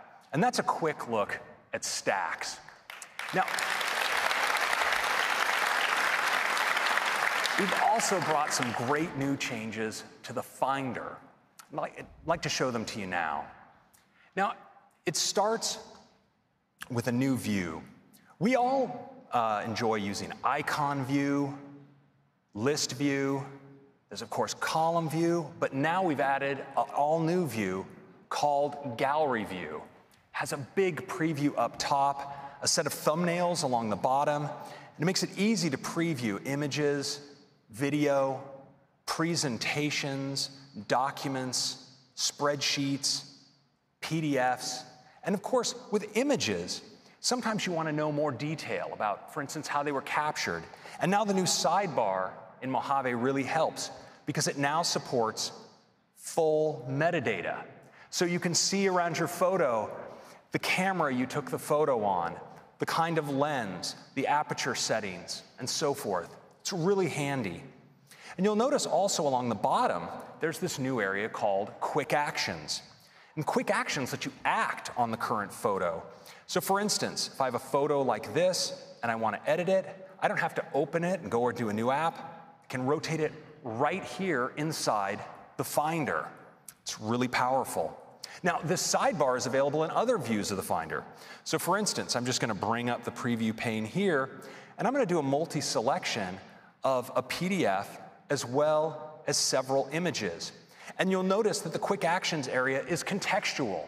So it shows me Create PDF as an option. I'm going to click Create PDF, and it's going to assemble all of these photos into a PDF just like that. But what's really great is these actions are also customizable. So you can create automator actions and assign them to buttons here inside of Finder. So you'll notice that now that I have this PDF selected, I have an option to run a custom automator action that I've created called Watermark PDF. When I click it, my custom action runs, and my document is watermarked, just like that. And those are some quick enhancements to the Finder.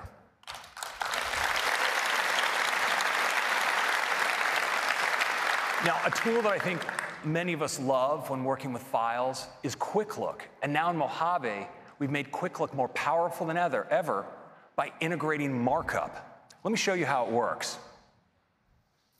So you see down here, I have a permission slip in its PDF document. I'm just going to tap spacebar to quick look it.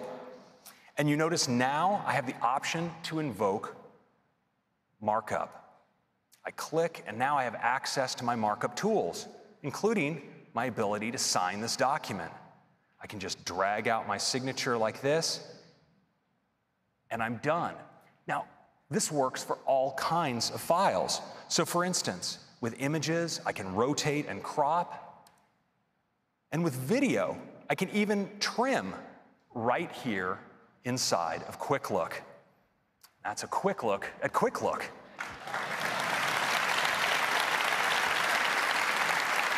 Next, I want to talk about how we capture content on our Mac, because one of the tools I think many of us use all the time is screenshots. And we've made screenshots more powerful than ever in Mojave. So let's take a look here at a web page, and I'm just going to take a screenshot in the traditional way. I'm going to screenshot a selection of the page, and I want you to watch what happens in the lower right. I get a thumbnail instantly of that screenshot. And when I double-click in, I get an accelerated workflow right into markup, where I have access to all of my tools. So for instance, if I want to create a magnification here, I can just drag that out, magnify. It's that easy. But now we've also made it easier to access a variety of tools. So when I bring up my screenshotting, you see I am presented with this HUD that tells me I could capture the entire screen, a selected window or selection, but we've also added screen capture for video right into screenshotting. Let me show you how that works. So I'm going to go to a web page here that has an animation running. I'm going to bring up my screenshotting tools and say to record the selected area. I'll just make a nice selection here. Okay, and I'm recording just like that. Of course, I can manipulate the app. This will all be reflected in my recording. And when I'm done, I can click the stop button right up here. And now you notice I have this thumbnail in the lower right. Well, I can actually pick this up and drag it into a new space and incorporate it right into a document, just like that. Now, we further enhance the way you capture content, and that brings me to continuity. So Mac users love continuity for the way it lets us work across our devices with things like AirDrop, or the ability to unlock your Mac using your Apple Watch. When it comes to capturing content, we all walk around with one of the best content capture devices in the world in our pockets, our phones. And so we wanted to take advantage of continuity to bring that to the Mac with a feature we call Continuity Camera. Let me show you how it works. So here in my Keynote presentation, I have a space that's just waiting for a new photo. And I have my phone right here. Well, when I select this object, I can choose to take a photo. And I want you to watch what happens when I select this to my phone. It automatically, immediately lights up, ready to take a photo. So I can take one like this. And when I do, I can select Use Photo, and it appears directly in my document. Isn't that cool? Now, this works as well for scanning documents. So here I have a place where I could use a scan. Once again, I'm going to select from the menu, and this time Scan Document. Again, my camera lights up, this time right in my document scanner. I just scan like this. I can save it, and my scan goes immediately in. I think I forgot to push the Save button. Sorry about that, everybody. There you go. Appears immediately in my document. Thank you. And so just like that, I can take photos, stills, and even capture video. And this is a quick look at some great new features in Mojave.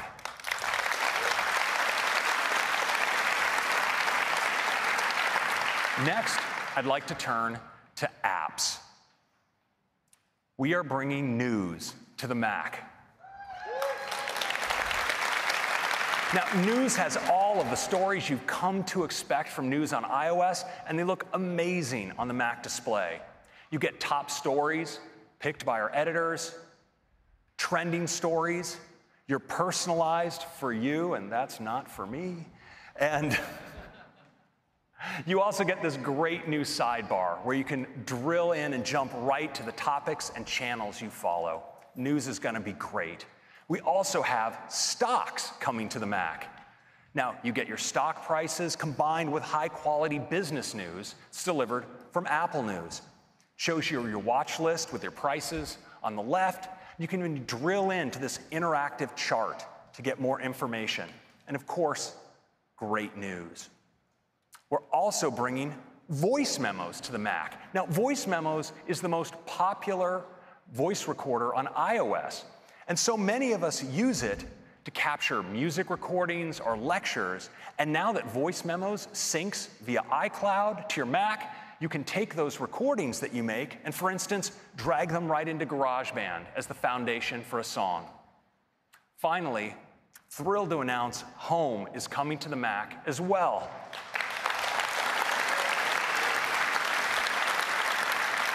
You have all of your accessories here. You can run your scenes as well as monitor your video cameras. And, of course, with Siri, you can command your home with your voice. So those are 4 great new apps coming to Mojave. Thanks. Next, I'd like to talk about security and privacy. You know, one of the reasons that people choose Apple products is because of our commitment to security and privacy. And we believe that your private data should remain private. Now, not because you've done something wrong or that you have something to hide, but because there can be a lot of sensitive data on your devices, and we think you should be in control of who sees it. Now, to begin, we protect your information on your devices using state-of-the-art hardware and software. And this year, we're adding greater protections about how apps can access that information. Today, Apple devices check in with you before granting an app access to information like your location. You can tell because you'll see an alert just like this one. And macOS already provides API-level protections for things like contacts, photos, calendar, and reminders. But now in Mojave, we're extending these protections to include your camera and your microphone, as well as protecting sensitive parts of your file system, like your mail database, your message history, and your backups. And all of this is protected by default for any app that you run on the system. Important protection.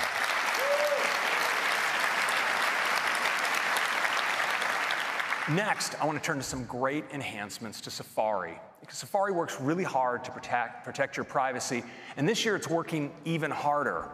Last year, we introduced intelligent tracking prevention to dramatically reduce the ability for apps to track you across websites using cookies. This is the kind of thing where you look at a product on one site, and then you move to another site, and somehow this is just following you wherever you go. Well, we've all seen these like buttons and share buttons, and these comment fields. Well, it turns out these can be used to track you, whether you click on them or not. And so this year, we are shutting that down.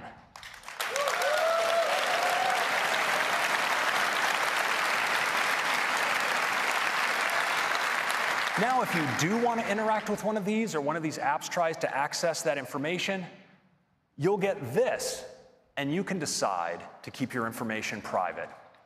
Now, next, let's talk about fingerprinting.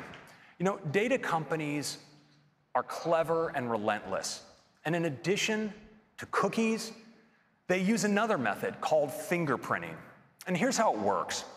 Just like you can be identified by a fingerprint, it turns out that when you browse the web, your device can be identified by a unique set of characteristics, like its configuration, its fonts that you have installed, and the plugins that you might have on the device. And these data companies can use this set of characteristics to construct a unique fingerprint to track your device from site to site. With Mojave, we're making it much harder for trackers to create a unique fingerprint. We're presenting web pages with only a simplified system configuration. We show them only built-in fonts. And legacy plugins are no longer supported, so those can't contribute to a fingerprint. And as a result, your Mac will look more like everyone else's Mac, and it will be dramatically more difficult for data companies to uniquely identify your device and track you.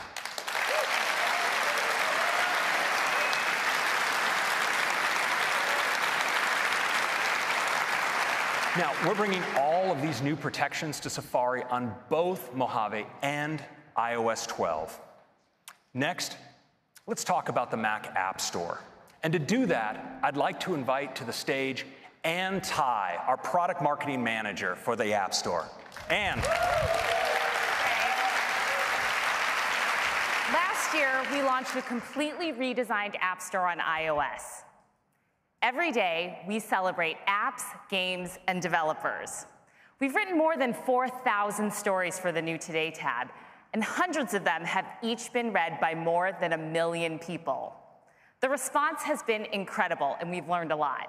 We've got a bunch of great new features coming later this year that we'll cover in sessions. This year, we are turning our attention to the Mac App Store.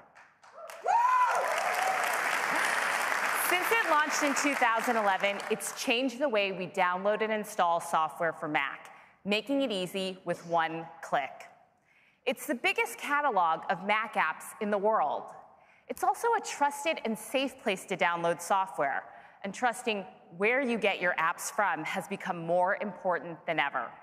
Developers can distribute their apps to 155 countries and get worldwide payment processing, and it offers seamless software updates from one place. This adds up to a great experience for our users. We've spent a lot of time thinking about what people do on their Macs and wanted to create a place organized around those themes. So we've redesigned an all-new Mac App Store from the ground up, and we're thrilled to show it to you now.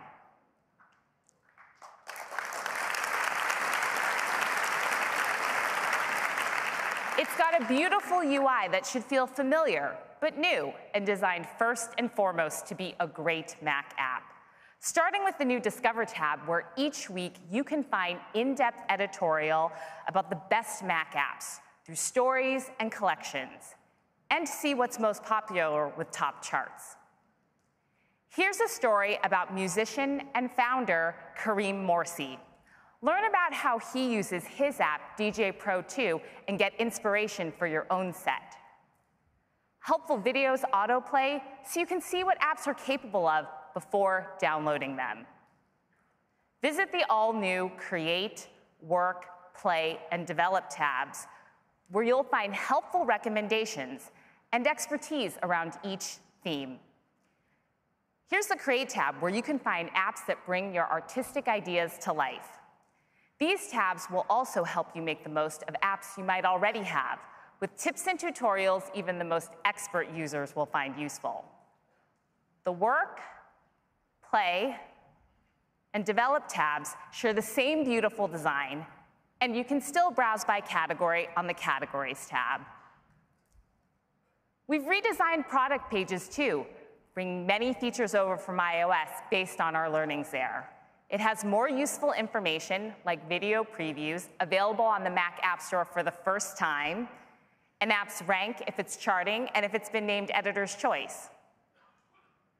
Ratings and reviews are now front and center, and these are so important for app discovery.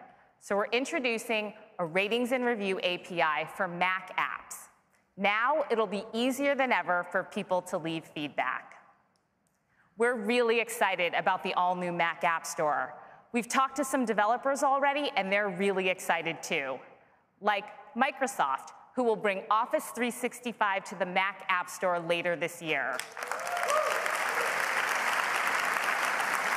And Adobe is bringing Lightroom CC. Panic is bringing Transmit. And Barebones is bringing BB Edit.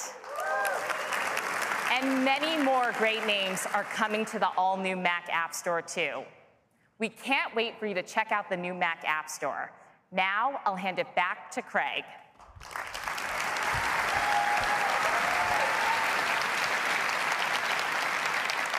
So we think the Mac App Store is going to inspire whole new generations of apps. And so we want to talk about some of the technologies that will be behind some of that next generation. We spoke earlier about ARKit. I want to talk about 2 more. And let's start with Metal.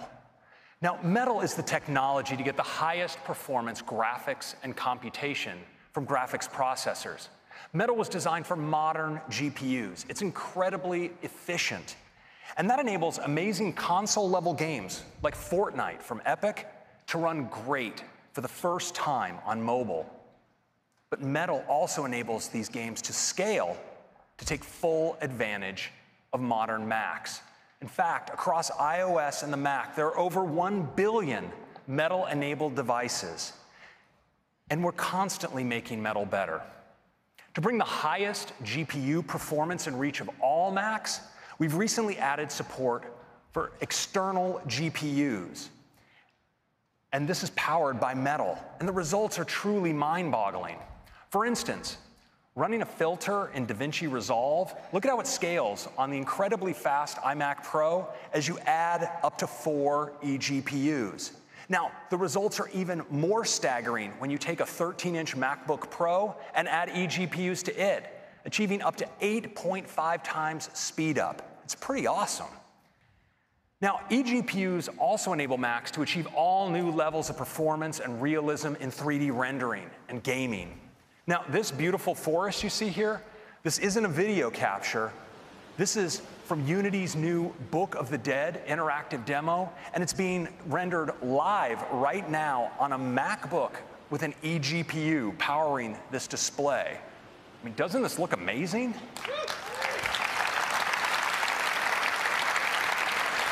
Now, of course, because this is rendered live, we can check what's up ahead. So let's start walking. Now, Unity is using Metal's unified graphics and compute to generate real-time lighting and complex post-processing effects. So cool. And that's all rendered live on a MacBook running with an eGPU. It's pretty great.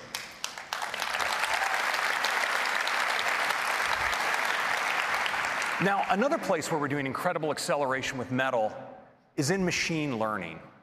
And today, ML specialists usually use one of these third-party libraries to train their models using servers. And now it turns out we can accelerate tools like this with our new Metal Performance shaders. We're seeing speed-ups of up to 20 times in using the GPU with Metal instead of CPU-based training. And while speeding these tools up is great, we actually think there's a better way for most developers. And that's training on the Mac you already have, using a great new tool we call CreateML.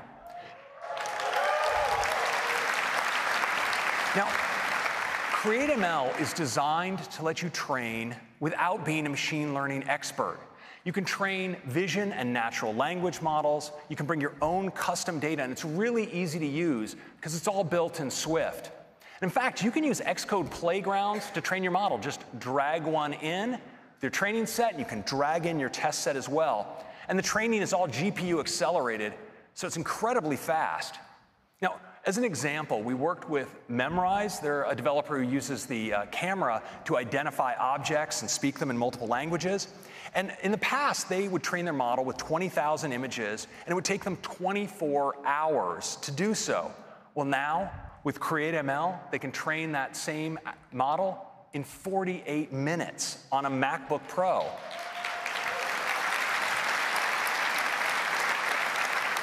And on an iMac Pro, it's just 18 minutes.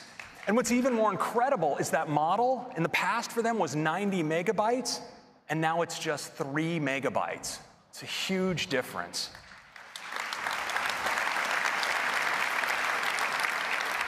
Now, we also are making models run much faster on device using CoreML2. Now, CoreML is our technology for high-performance on-device machine learning, and now it's better than ever. It's 30% faster in on-device processing using a technique called batch predictions. And you can reduce your model size by up to 75% using quantization. And so that's CoreML and CreateML. You no longer have to be an expert in machine learning to build those techniques into your app. Now, these technologies are redefining what's possible in apps, and they're common not just to macOS, but also to iOS.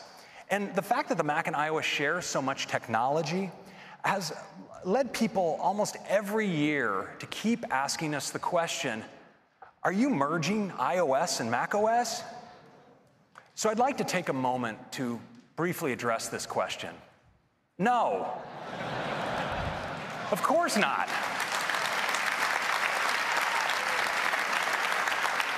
We love the Mac because and we love Mac OS because it's explicitly created to the unique characteristics of Mac hardware, like the ergonomics of the keyboard and the trackpad, the flexibility in displays and storage, and because of the power it exposes, it makes the Mac able to accomplish almost anything. So we think that this question is actually coming from something else. You know, Mac users have access to a rich set of great native applications, apps that take full advantage of the power of Mac technologies. But Mac users also use apps based on other technologies. We routinely access web-based experiences like Netflix that build on WebKit, the standards-based web technology in Safari. And we also run sometimes cross-platform games built on technology like Metal. And all of these platforms enrich the Mac user's experience. But we think there's room for one more. And so we'd like to give you a sneak peek of a multi-year project we have going on, because we see a huge opportunity for the Mac to tap into the world's most vital app ecosystem. It's called iOS. I think you might be familiar with it. Now, there are millions of iOS apps out there, and we think some of them would be absolutely great on the Mac, and Mac users would love to have them there. And from a technical standpoint, it's actually a really good fit, because from day one, iOS and macOS have shared common foundations. But iOS devices and Mac devices, of course, are different, and the user interfaces are somewhat different, and so the frameworks underneath are as well. And that makes today porting an app from one to the other some work. Well, we wanted to make this much easier. And so we've taken some key frameworks from iOS and brought them to the Mac. And we've adapted them to specific Mac behaviors, like use of trackpad and mouse, window resizing, integration of things like copy and paste and drag and drop into the system services on the Mac.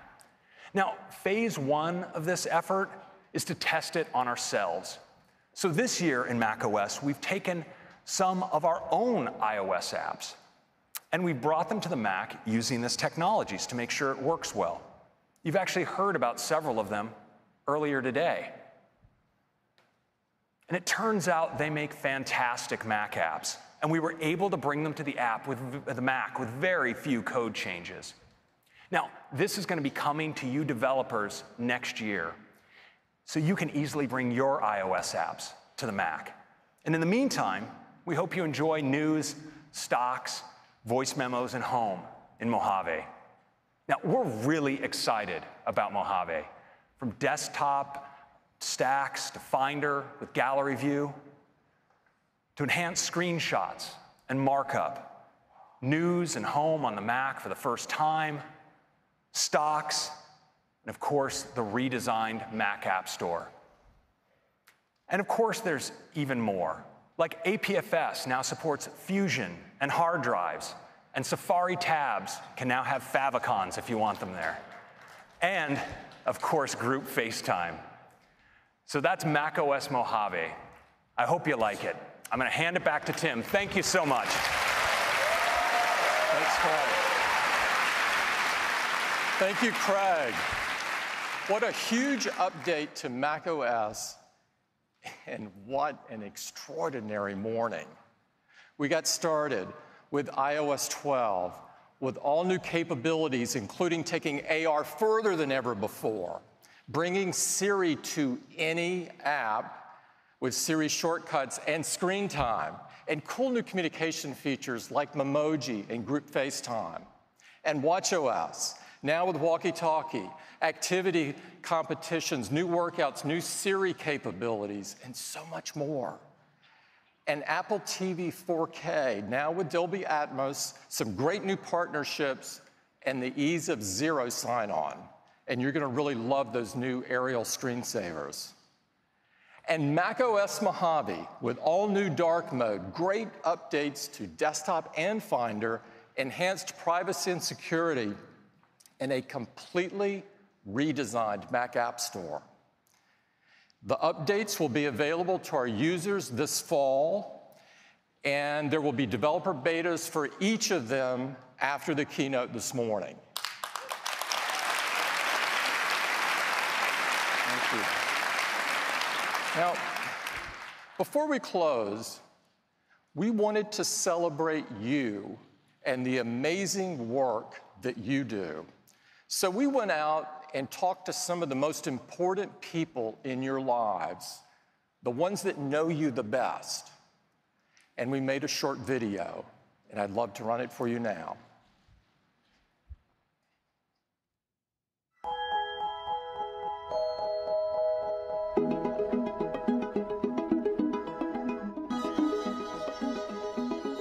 I don't have any idea at all how to create an app. I don't understand any of it. Thank you. Ask me another question. My son is a developer at Robinhood. My daughter Jyoti is a WWDC 2018 scholarship winner. My brother started and founded Yelp. Oleo. Timeless. One drop. Splitter critters. Homer, you gotta look at her. My brother Derek created the app Refugees and Immigrants, the Creative. The Collective. Why did I say the Creative? At Christmas time, when most kids maybe would want skis or something, he wanted computer books. He stayed in his bedroom making games while the other kids were outside playing. And when she's really doing the coding, almost always we have to tell my daughter to stop. But then my daughter would be like, just give me another 10 minutes. You know, I want to get this solved first. When I watch him code, his eyes move in a weird way, and he's like totally focused.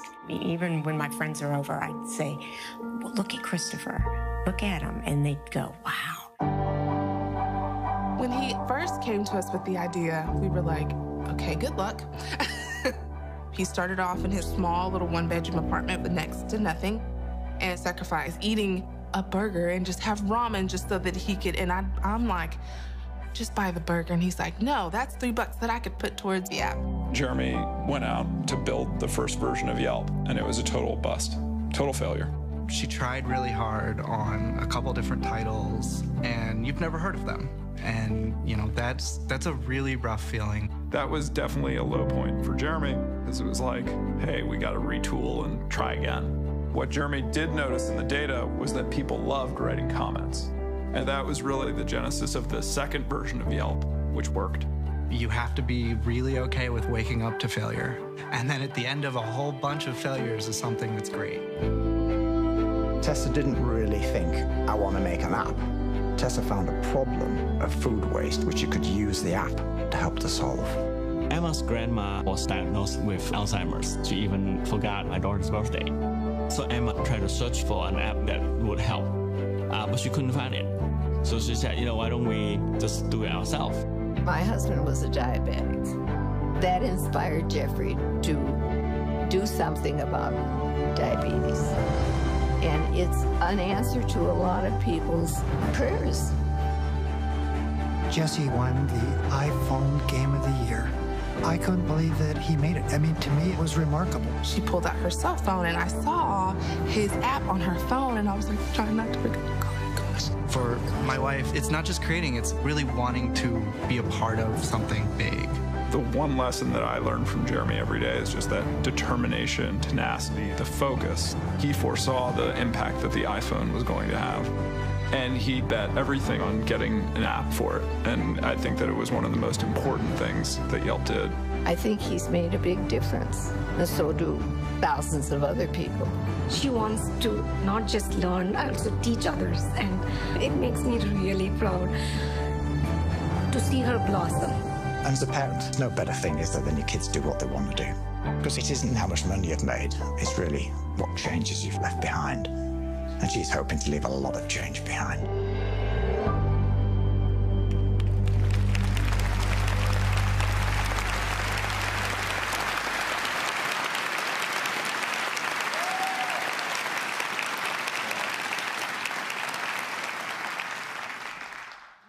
I love that video.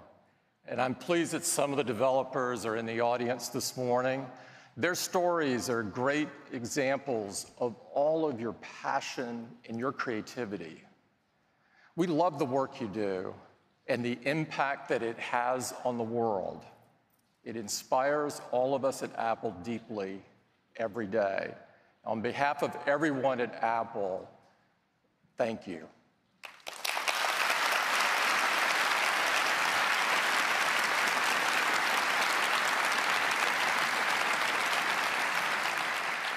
And I'd also like to thank everyone at Apple who made today possible. Days like this only come from years of effort and hard work and great sacrifice. And so I thank them and their families. Let's have an incredible week together. Thank you.